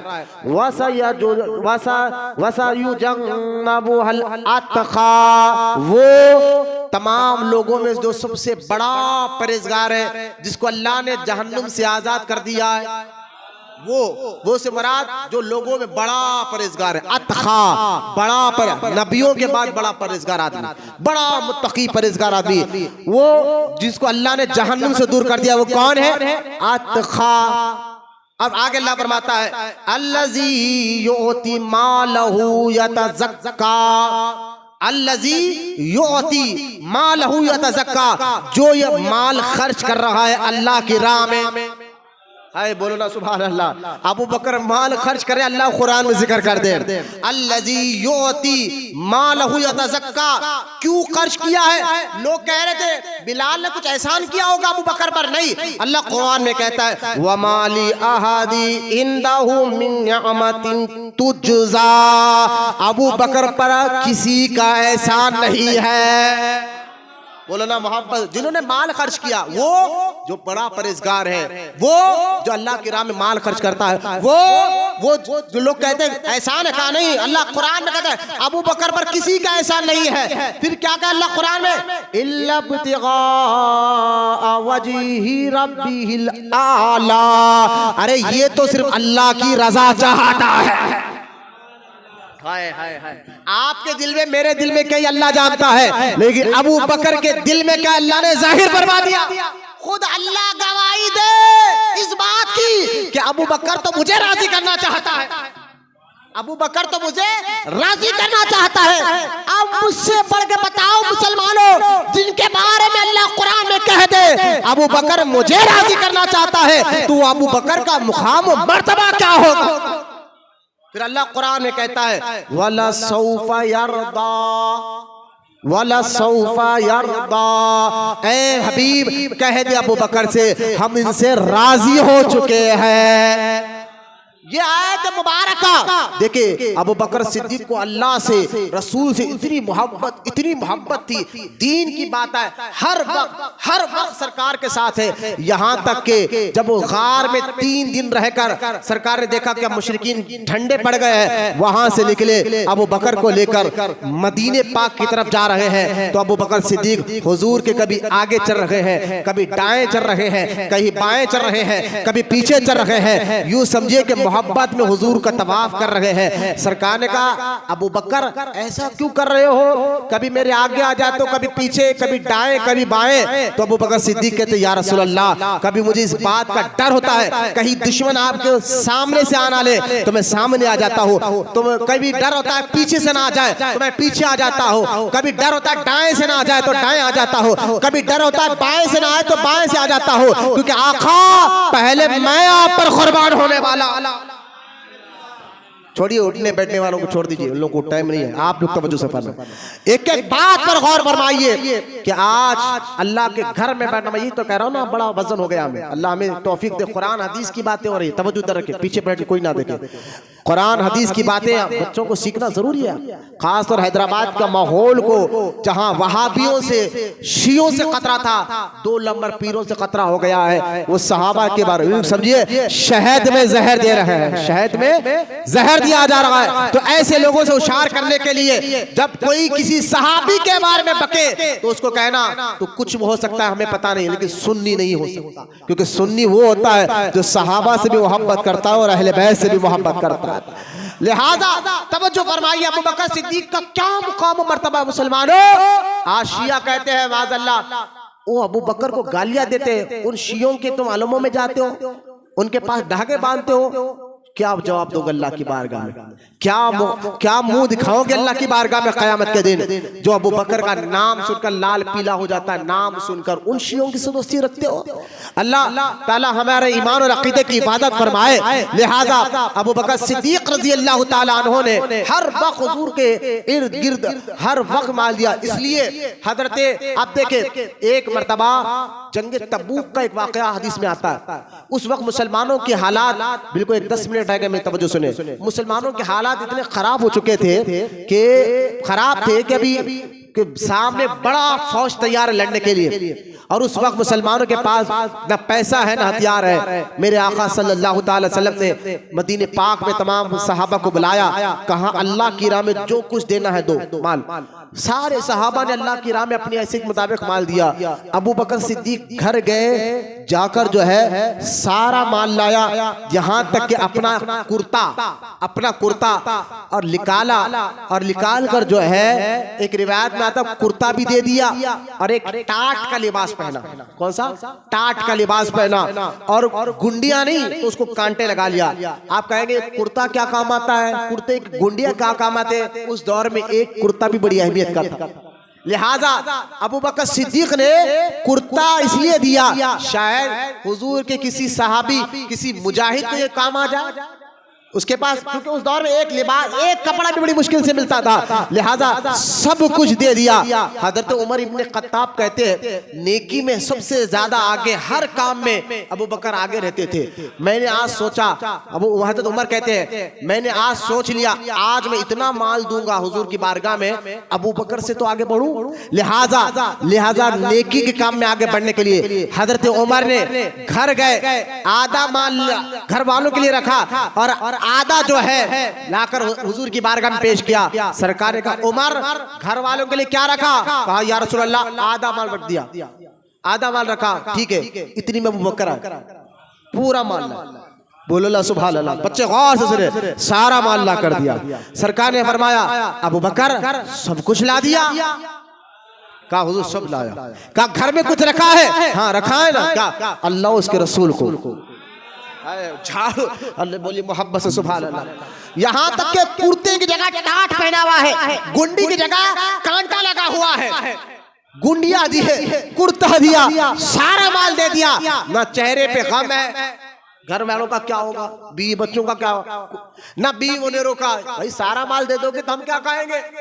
नहीं, ये अबू बकर का घर आना है। ना बीवी रोक रही है, ना बच्चे रोक रहे हैं, ना अबू बकर लाकर सारा माल दे रहे हैं, ना चेहरे पे गम टेंशन के घर में क्या होगा, बीवी का क्या होगा, बच्चों का, सारा माल दे दिया। बोलो ना सुभान अल्लाह। सारा माल दे दिया। अब जब दिया ना तो मेरे आका रहमत कौनैन के आंखों से आंसू जारी हुए कि अबू बकर तूने सारा माल दे दिया? कहा हुजूर सब लाकर दे दिया। ये बात हो ही रही थी, अल्लाह ने जिब्रील को जमीन पर भेजा, जिब्रील को जमीन पर भेजा और भेज कर कहा जिब्रील जा मेरे महबूब को भी सलाम कहना मेरा। अरे बोलो ना सुभान अल्लाह। मेरे महबूब को भी मेरा सलाम कहना और साथ में अबू बकर को भी मेरा सलाम कहना। अरे अबू बकर वो है जिनको अल्लाह ताला सलाम भेजता है, मेरा भी अबू बकर को भी सलाम कहना। अच्छा जिब्रील जाना जमीन पर, मेरे हबीब को भी सलाम कहना मेरा, मैं अबू बकर को भी सलाम कहना और अबू बकर से एक बात पूछना। बोलो ना सुभान अल्लाह। अबू बकर से एक बात पूछ लेना। कौन कह रहा है? अल्लाह। हदीस में वाक़या है, अल्लाह कह रहा है अबू बकर से एक बात पूछ ले। है या अल्लाह तुझे पता नहीं है अबू बकर के दिल में क्या है? अरे जानता हूं मैं सब कुछ हूं, अल्लाह तो हर चीज का जानने वाला है। पूछ इसलिए रहा हो क़यामत तक के आने वाले मुसलमानों को पता चले अल्लाह से मोहब्बत, रसूल से मोहब्बत, दीन से मोहब्बत कैसे की जाती है। तो अबू बकर सिद्दीक का मॉडल सामने रख लिया। अल्लाह कहता है जिब्रील जा हुजूर को भी सलाम कहना, अबू बकर को भी सलाम कहना और अबू बकर से एक बात पूछ ले। कहा मौला क्या पूछूं? जाकर जिब्रील अबू बकर से पूछ। सब कुछ दिया, माल सारा दे दिया, यहाँ तक के कुर्ता दे दिया, टाट का लिबास पहनकर गुंडी के जगह कांटा लगाया। इस हाल में आ गया है, सारा माल दिया, ना बीवी का ना बच्चे, ना खुद का जा कल क्या होगा, क्या खाऊंगा, रात में क्या, सब दे दिया। इस हाल में आ गया तू, अब पूछ रहा है अल्लाह अबू बकर से पूछो इस हाल में भी अल्लाह से राजी है? बोलो ला सुभान अल्लाह। इस हाल में भी, अरे हम तो सर का दर्द हो जाए तो नमाज छोड़ने वाले, हम तो बुखार आ जाए तो नमाज छोड़ने वाले, हमको थोड़ी तकलीफ आ जाए तो हम भटकना शुरू करते हैं। यार नमाज पढ़कर फायदा क्या, रोजा रख कर फायदा क्या, इबादत कर कर फायदा क्या, ये कर कर फायदा क्या, वो कर कर फायदा क्या। शराब पीने वाला खुश है, जुआ खेलने वाला खुश है, जिना करने वाला खुश है। हम ये ताने देते हैं, लेकिन सहाबा में वो जमात सहाबा की है, उनमें अबू बकर वो है जिन्होंने सब कुछ दिया, ना चेहरे पे टेंशन है, ना दिल में गम है, फिर भी अल्लाह पूछ रहा है अबू बकर इस हाल में मुझसे राजी हो? बोलो ना सुभान अल्लाह। इस हाल में भी मुझसे राजी हो? सरकार ने मुस्कुरा कर कहा अबू बकर अल्लाह तुमसे पूछ रहा है। कहा कि यार रसूलल्लाह क्या पूछ रहा है? कि अल्लाह इस पूछ रहा है अबू बकर को मेरा सलाम कहना और पूछो क्या इस हाल में मुझसे राजी है? इस हाल में मुझसे राजी है। हज़रत सिद्दीक़ अकबर ने हाथ में हाथ बांधकर खड़े हो गए और खड़े होकर कहा या रसूलल्लाह मैं इस हाल नहीं हर हाल में अल्लाह से भी राजी हूँ, रसूल से भी राजी हूँ। बोलो ना सुभान अल्लाह। ऐसे कुर्बानी देने वाला सिद्दीक़ अकबर की शान में बकोगे, उनकी शान में गालियां बकोगे, उनको बारे में कहोगे वो कैसे अफजल और आला हो सकते हैं। हमें मैं कहा जाता ना सीने के बुलबुले फूट पड़े, वो कुछ शेर है मुझे याद है, बल्कि उसका दूसरी लाइन मुझे याद आ गई कि घर को आग लगी है घर के चिराग से।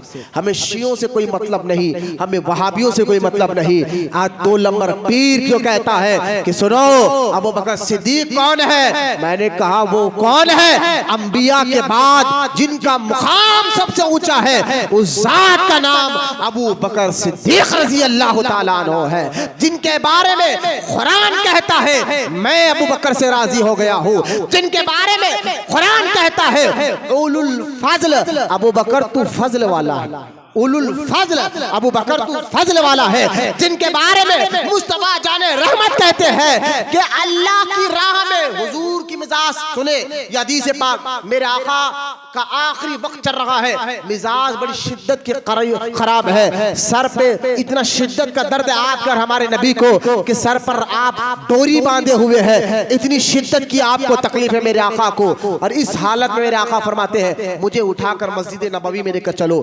सहाबा ने मस्जिद नबवी में हुजूर को लेकर आए। सोचिए हालात, तकलीफ इतनी शिद्दत में मेरे आका, इतनी तकलीफ में है मेरे आका के सहाबा जब उठाकर हुजूर को ला रहे थे घर से मस्जिद नबवी में, तो सरकार के कदम मुबारक जमीन चूम रही थी, यानी पैर मुबारक लटक रहे थे और जमीन आपके कदमों का बोसा ले रही है। मैं कहाँ कहूँ कि वो लटक रहे थे, माज़अल्लाह ये बेअदबी है। मैं कहता हूँ जमीन हुजूर के कदम को चूम रही थी। ऐसा लेकर आए हैं, लाकर मेंबर पर बिठाया, पूरे सहाबा 1.5 लाख सहाबा को मेरे आका ने बुलाया, पूरे सहाबा को बुलाया, बुलाकर ऐलान किया लोगों, जिन जिन लोगों ने अल्लाह उसके रसूल पर एहसान किया था, सुने सरकार क्या कह रहे हैं। हुजूर बिल्कुल आखिरी वक्त है, आखिरी वक्त है, हुजूर इसके 2 या 3 दिन के बाद दुनिया से तशरीफ लेकर गए। आखिरी वक्त में सरकार ने मस्जिद नबवी में ऐलान किया लोगों, जिन जिन सहाबी ने, जिन जिन लोगों ने एहसान किया, दीन की खिदमत की, इस्लाम के लिए जान माल सब कुछ खर्च किया, अल्लाह ने उसके एहसान का बदला इसी जगह अता कर दिया। अल्लाह ने एहसान का बदला अता कर दिया, लेकिन सिवाय अबू बकर के, बोलो ना सुभान अल्लाह, सिवाय अबू बकर के, अबू बकर ने जो काम किया अल्लाह उसके रसूल के लिए, इनके एहसान का बदला क़यामत में अल्लाह ताला चुकाने वाला है। यह है अबू बकर सिद्दीक रज़ी अल्लाह ताला अन्हु, यह है सिद्दीक अकबर रज़ी अल्लाह ताला अन्हु। लिहाजा अबू बकर सिद्दीक खड़े हुए उस वक्त रोने लगे, कहा या रसूल अल्लाह, या हबीब अल्लाह, मैंने जो कुछ किया है फिर भी बहुत कम किया है। फिर मेरे आका ने मस्जिद नबवी के दीवारों को देखा, हर सहाबी जिसके दीवार मस्जिद को लगकर जिनका घर था वो दरवाजा खोल लिया था मस्जिद के अंदर, वहां से नमाज के लिए आते थे। लिहाजा मेरे आका ने फरमाया आज के बाद जितने दरवाजे मस्जिद में आने के लिए खोलने रखे लोग उसको बंद कर दे, सिवाय अबू बकर के, बोलो सुभान अल्लाह, सिवाय अबू बकर के रज़ी अल्लाह ताला अन्हु, सिवाय अबू बकर के सब के अपने मस्जिद में आने के दरवाजे बंद कर दे। ये मुकाम है वो सिद्दीक़ अकबर का अल्लाह और उसके रसूल के यहाँ। आज वो अबू बकर के बाद, अच्छा देखिए आप, जब भी मेरे आका रात में इशा के बाद घर को जाते ना, सारे सहाबा इशा के बाद अपने घरों को चले जाते और सरकार के साथ सिवाय अबू बकर के, बोलो ना सुभान अल्लाह, अबू बकर सिद्दीक रज़ी अल्लाह ताला हुजूर के साथ साथ जाते घर तक। जबकि अम्मा आयशा सिद्दीक़ा हुजूर के सिद्दीक़ अकबर की बेटी, हुजूर की मुक़द्दस की, हुजूर के मुक़द्दस, हुजूर सल्लल्लाहु ताला अलैहि वसल्लम की मुक़द्दस बीवी है। आज यहाँ से ये हदीस बता रहा हूँ ना, यहाँ से एक बात क्लियर हो जाए, क्या कि बेटी के घर का हम पानी नहीं पीते, जो बच्चे का है, ये काफिरों का अक़ीदा है, मुसलमानों का नहीं। हम बेटी को दे दिए, उसके घर का पानी नहीं पीते, ये मुशरिकों काफिरों की बोलिए, आपका हमारा नहीं। अरे भाई मूसवी सुन्नत भी है, मूसा अलैहिस्सलाम 10 साल रहे अपने ससुराल में। इसका मतलब यह नहीं है कि हम ससुराल पर सारा बोझ डाल दें, लेकिन मैं कहने का मतलब यह है कि हम उनके घर का पानी नहीं पीते, बेटी को दिए तो दामाद के घर का पानी नहीं पीते, ये गलत है। आप देखें हुजूर सल्लल्लाहु ताला अलैहि वसल्लम को बेटी दी थी अबू बकर, और सरकार के साथ जाते, सरकार जाकर अपने घर में लेट जाते ना, सिद्दीक़ अकबर भी हुजूर के खांधे के बराबर लेट जाते, बोलो ना सुभान अल्लाह, लेट जाते और लेट कर दिन भर के सारे वाक़यात का जिक्र आपस में होता। हुजूर बात कर रहे हैं सिद्दीक़ अकबर से, दिन भर में क्या क्या हो, साथ ही साथ उम्मत के बारे में बातें होती, आपके और हमारे बारे में बात होती। बात होते होते हदीस में आता है, बात करते करते करते करते देखिए हुजूर लेटे हुए, हुजूर के जैसा आज मजार में सरकार अबू बकर लेटे हुए, गुम्मत के नीचे, सब्ज गुम्मत के नीचे हुजूर है, हुजूर के खांधे को लेकर अबू बकर है, अबू बकर के खांधे को लेकर उमर है। इसी तरह उनकी ज़ाहिरी जिंदगी में भी ऐसा, सरकार लेटे और अबू बकर खाने मुबारक की तरफ लेटकर बात करते करते करते यहाँ तक कि हदीस में आता है हुजूर के सांसों से पता चल जाता कि नींद लग गई। भाई आप हम अगर सो जाए तो थोड़ा सांस तेज होना शुरू हो जाती है, पता चल जाता ना हाँ सो गए। सिद्दीक अकबर जब तक बातें करते, जब तक अपनी कानों से हुजूर के सांस की तेजी को ना सुन लेते, जैसा सुन लेते सिद्दीक अकबर समझ जाते हुजूर को नींद लग गई है। उठते और दबे पांव ना हरकत देते ना हिलाते, दबे पांव ऐसा निकल कर चले जाते कि सरकार के आराम में कोई गड़बड़ी ना हो जाए।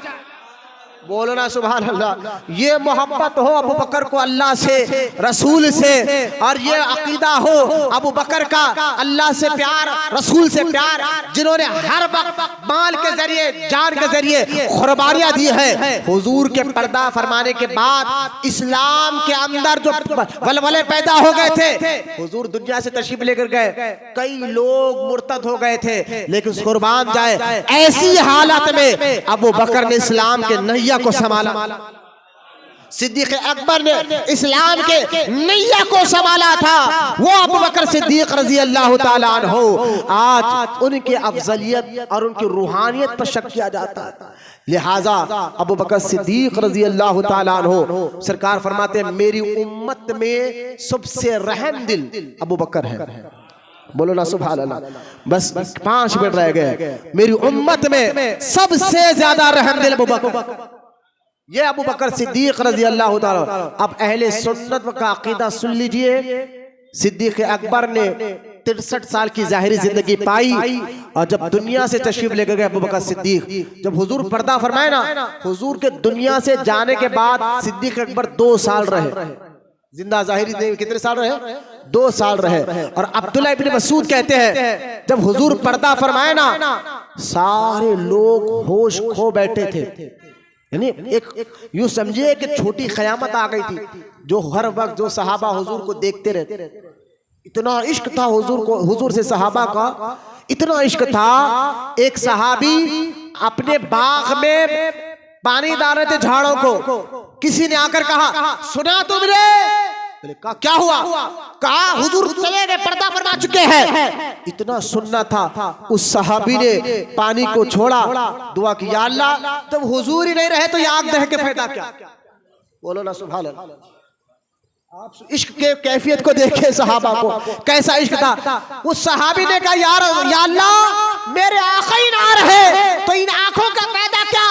नाबीना कर दे, मुझे अंधा कर दे। हाथ नीचे नया, आंखों की रोशनी चले गए। ये इश्क था हुजूर से साहबा। कैसा सोचिए कि हुजूर पर्दा फरमाए तो सहाबा का तो मिजाज इतना बेचैन था, इतने तड़प गए थे। अरे सहाबा में तो छोड़िए, अबू बकर सिद्दीक का बोलते हैं ना, गम में बंदा कहते हैं गम में, गुस्से में उसको क्या हो रहा पता नहीं चलता। गम ज्यादा हो जाए वो क्या बोल रहा है, क्या कर रहा है पता नहीं चलता। हुजूर गए हैं, इसका गम।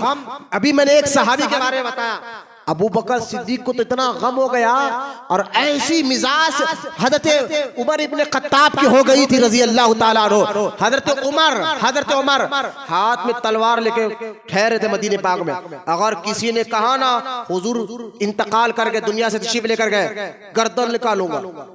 यानी सोचिए हुजूर तो पर्दा फरमा गए हैं। फारूक आजम गम में इतने ज्यादा घुल गए कि आप कहते कोई ना कहे हुजूर पर्दा फरमा गए।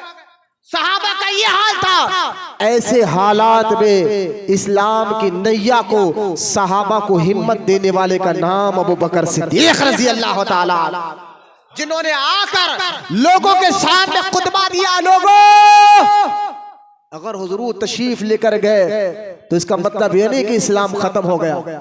क़यामत तक इस्लाम रहने वाला है, कुरान रहने वाला है। लिहाजा हमें समझना चाहिए। हजरत उमर कहते हैं जब मैंने अबू बकर से सुना ना कुरान है, इस्लाम क़यामत तक रहेगा, मैंने तलवार को नीचे रखा, घुटने के बैल तलवार के सहारे पकड़कर रोना शुरू कर दिया। मैं समझ गया हकीकत में हुजूर तशरीफ ले जा चुके हैं। लिहाजा ऐसी कैफियत में अबू बकर ने सहाबा को भी संभाला।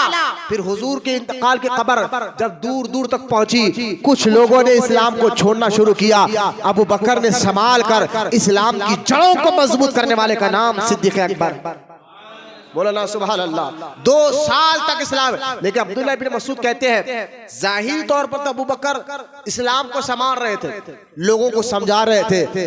और हजरत मौला अली कहते हैं रजी अल्लाह ताला अन्हु कि आइए मौला अली से, अली की औलाद में रहने वाले, दावा करने वाले सैयदो, अली का मुकाम और मर्तबा जानने वालों सैयदो, मौला अली से सुनो।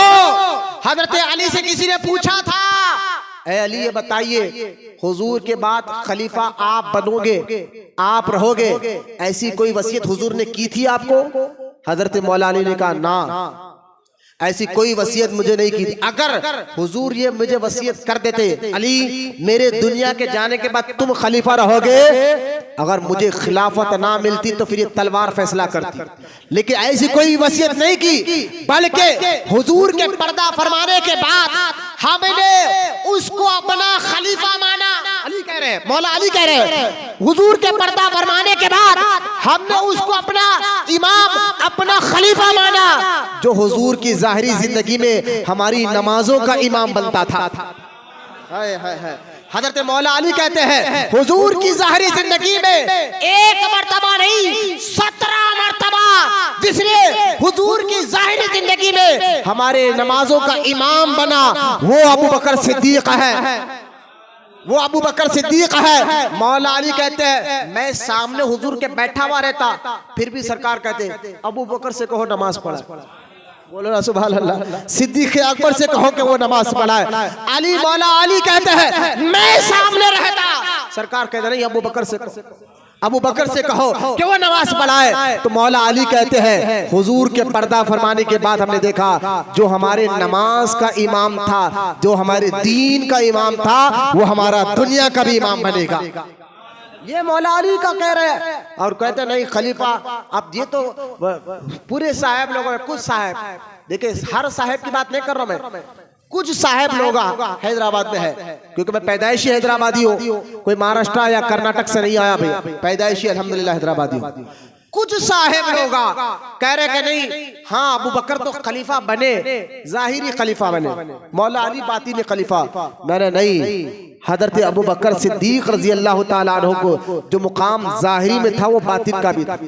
आप जाहिरी तौर पर भी अफजल थे और बातिनी तौर पर भी अफजल है। रूहानियत में भी आपका मुकाम इतना ऊंचा है कि जिसके पीछे मौला अली नमाज पढ़ रहे हैं,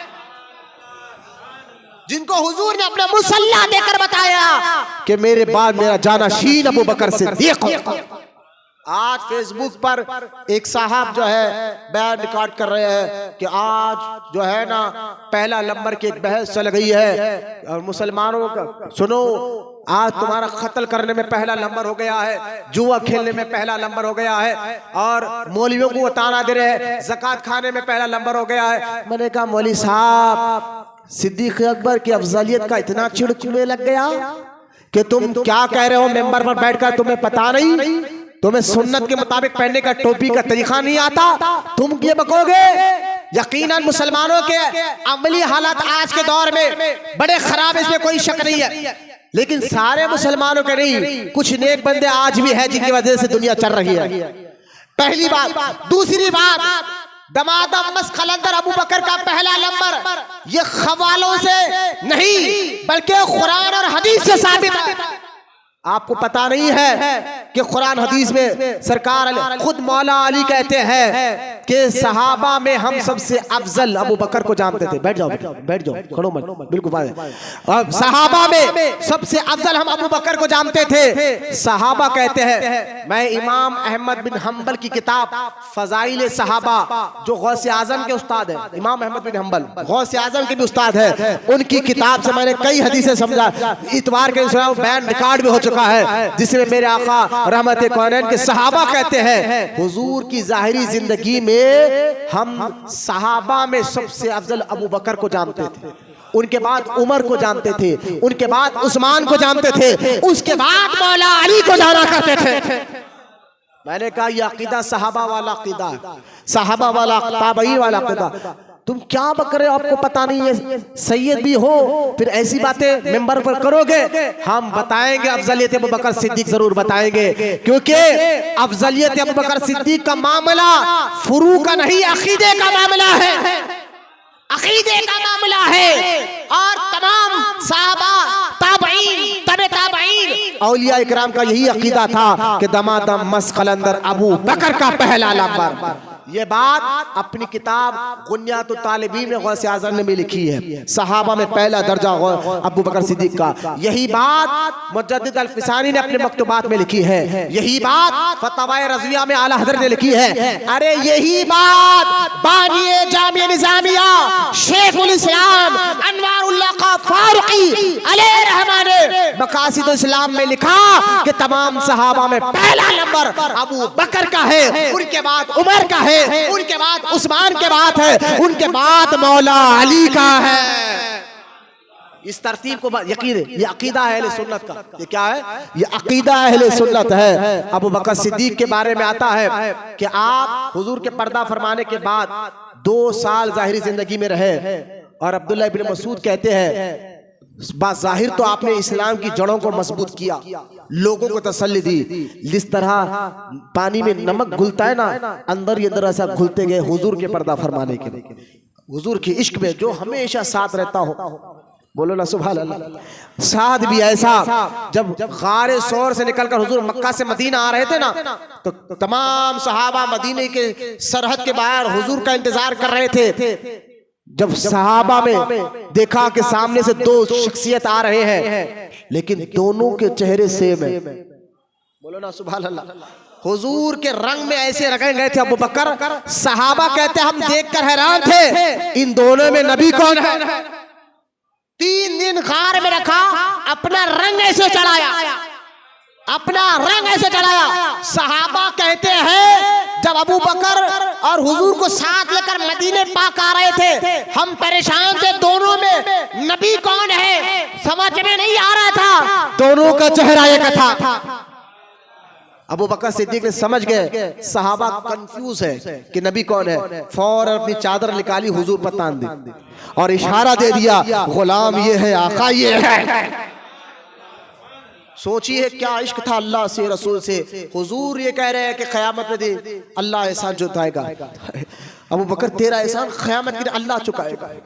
ये हुजूर ये कह रहे हैं कि मुझे अम्मा आयशा सिद्दीक़ा कहती है ऐसा कोई दिन ना गया हो, अम्मा आयशा सिद्दीक़ा कहती रज़ी अल्लाह ताला अन्हा, ऐसा कोई दिन ना गया हो जहां हमारे घर हुजूर ना आए हो। अम्मा आयशा कहती है दिन में 2 मरतबा तो होता ही होता था, मेरे नबी हमारे वालिद अबू बकर से मिलने मेरे घर आया करते।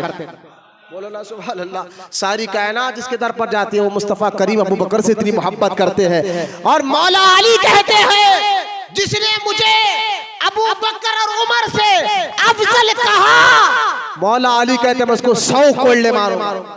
ये मौला अली का अकीदा, अली को मानो तो अली की भी मानो।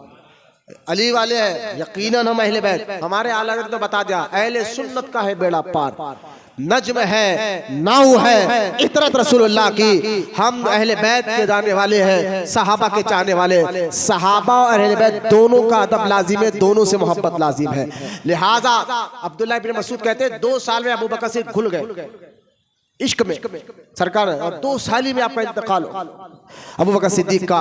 और सिद्दीक अकबर ने जब इंतकाल से पहले कहा अपनी बेटी से कि जब मेरा इंतकाल हो जाए, जनाजा हो जाए ना, तो जनाजे को मेरा हुजूर की रोजे के सामने रख देना।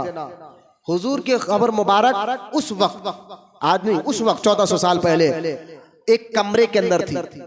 सुनिए आखिरी बात बताकर मैं खत्म कर रहा हूं, इंशाल्लाह हम सुन्नत के खड़े होंगे। एक कमरे के अंदर थी, चारों तरफ से कमरा, दरवाजा लगा हुआ। पता क्या चला, कब्र के इर्द गिर्द दीवारें बनाकर गुम्बद बनाना ये सहाबा का भी तरीका था। आम कब्र के साथ नहीं रखा गया हुजूर की कब्र मुबारक को।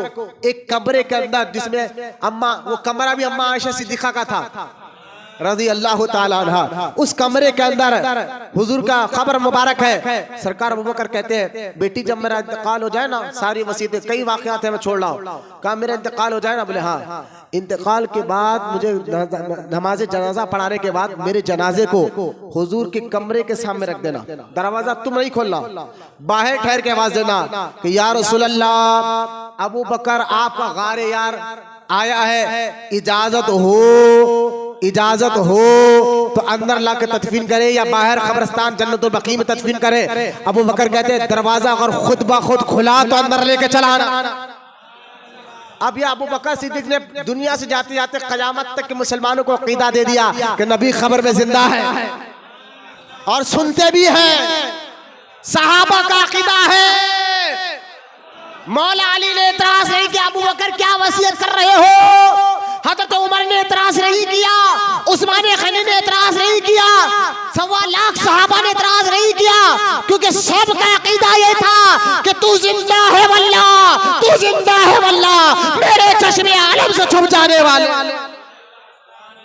हुजूर को जिंदा मानते थे, सहाबा का अकीदा है। इंडिया पाकिस्तान में अकीदा पैदा नहीं हुआ, अरब से ही अकीदा आया है। बोलो ना सुभान अल्लाह, ये अकीदा अरबों का ही है कि नबी जिंदा है। लिहाजा अबू बकर सिद्दीक रज़ी अल्लाह ताला के जनाजे को शाम में रखा गया और साहबा ने कहा या रसूल अल्लाह अस्सलाम अलैकुम, आका अबू बकर आए हैं, बताए क्या करे, तकबीर क्या करे। हदीस में आता, रिवायत में आता है दरवाजा खुद ब खुद खुला और अंदर से आवाज आई कि मेरा महबूब है, महबूब को महबूब के करीब लाकर दफन किया जाए। ये है अबू बकर सिद्दीक रज़ी अल्लाह ताला अन्हु, जिनके इश्क के दास्तान अल्लाह से, रसूल से, दीन से, कुरान से, हदीस से क़यामत तक के मुसलमानों के लिए एक सबक है। इश्क ऐसा हो, मोहब्बत ऐसा हो और इनके वाक़यात से पता चलता है दीन सच्चा है, इस्लाम सच्चा है, इस्लाम कुरान सच्चा है। इसी पर मजबूती से कायम रहो, हालात को देखकर घबराओ नहीं, दीन ही पर तुम्हें कामयाबी मिलेगी, ईमान ही पर भी तुम्हें कामयाबी मिलेगी। अल्लाह की बारगाह में दुआ है अल्लाह हम तमाम को कहने सुनने से ज्यादा अमल की तौफीक अता फरमाए। अल्लाह ताला हम तमाम को सच्चा आशिक रसूल बनाए। अल्लाह ताला हम तमाम को सहाबा और अहले बैत की सच्ची मोहब्बत अता फरमाए, उनका अदब, उनकी ताज़ीम, उनकी इज्जत करने वाला बनाए और उनके इश्क के सदक़े में या अल्लाह हमें भी सच्चा आशिक रसूल बना और क़यामत तक हमारी नस्लों में या अल्लाह आशिक रसूलों को पैदा फरमा। वमा अलैना इल्लल बलाग वल्हम्दुलिल्लाहि रब्बिल आलमीन।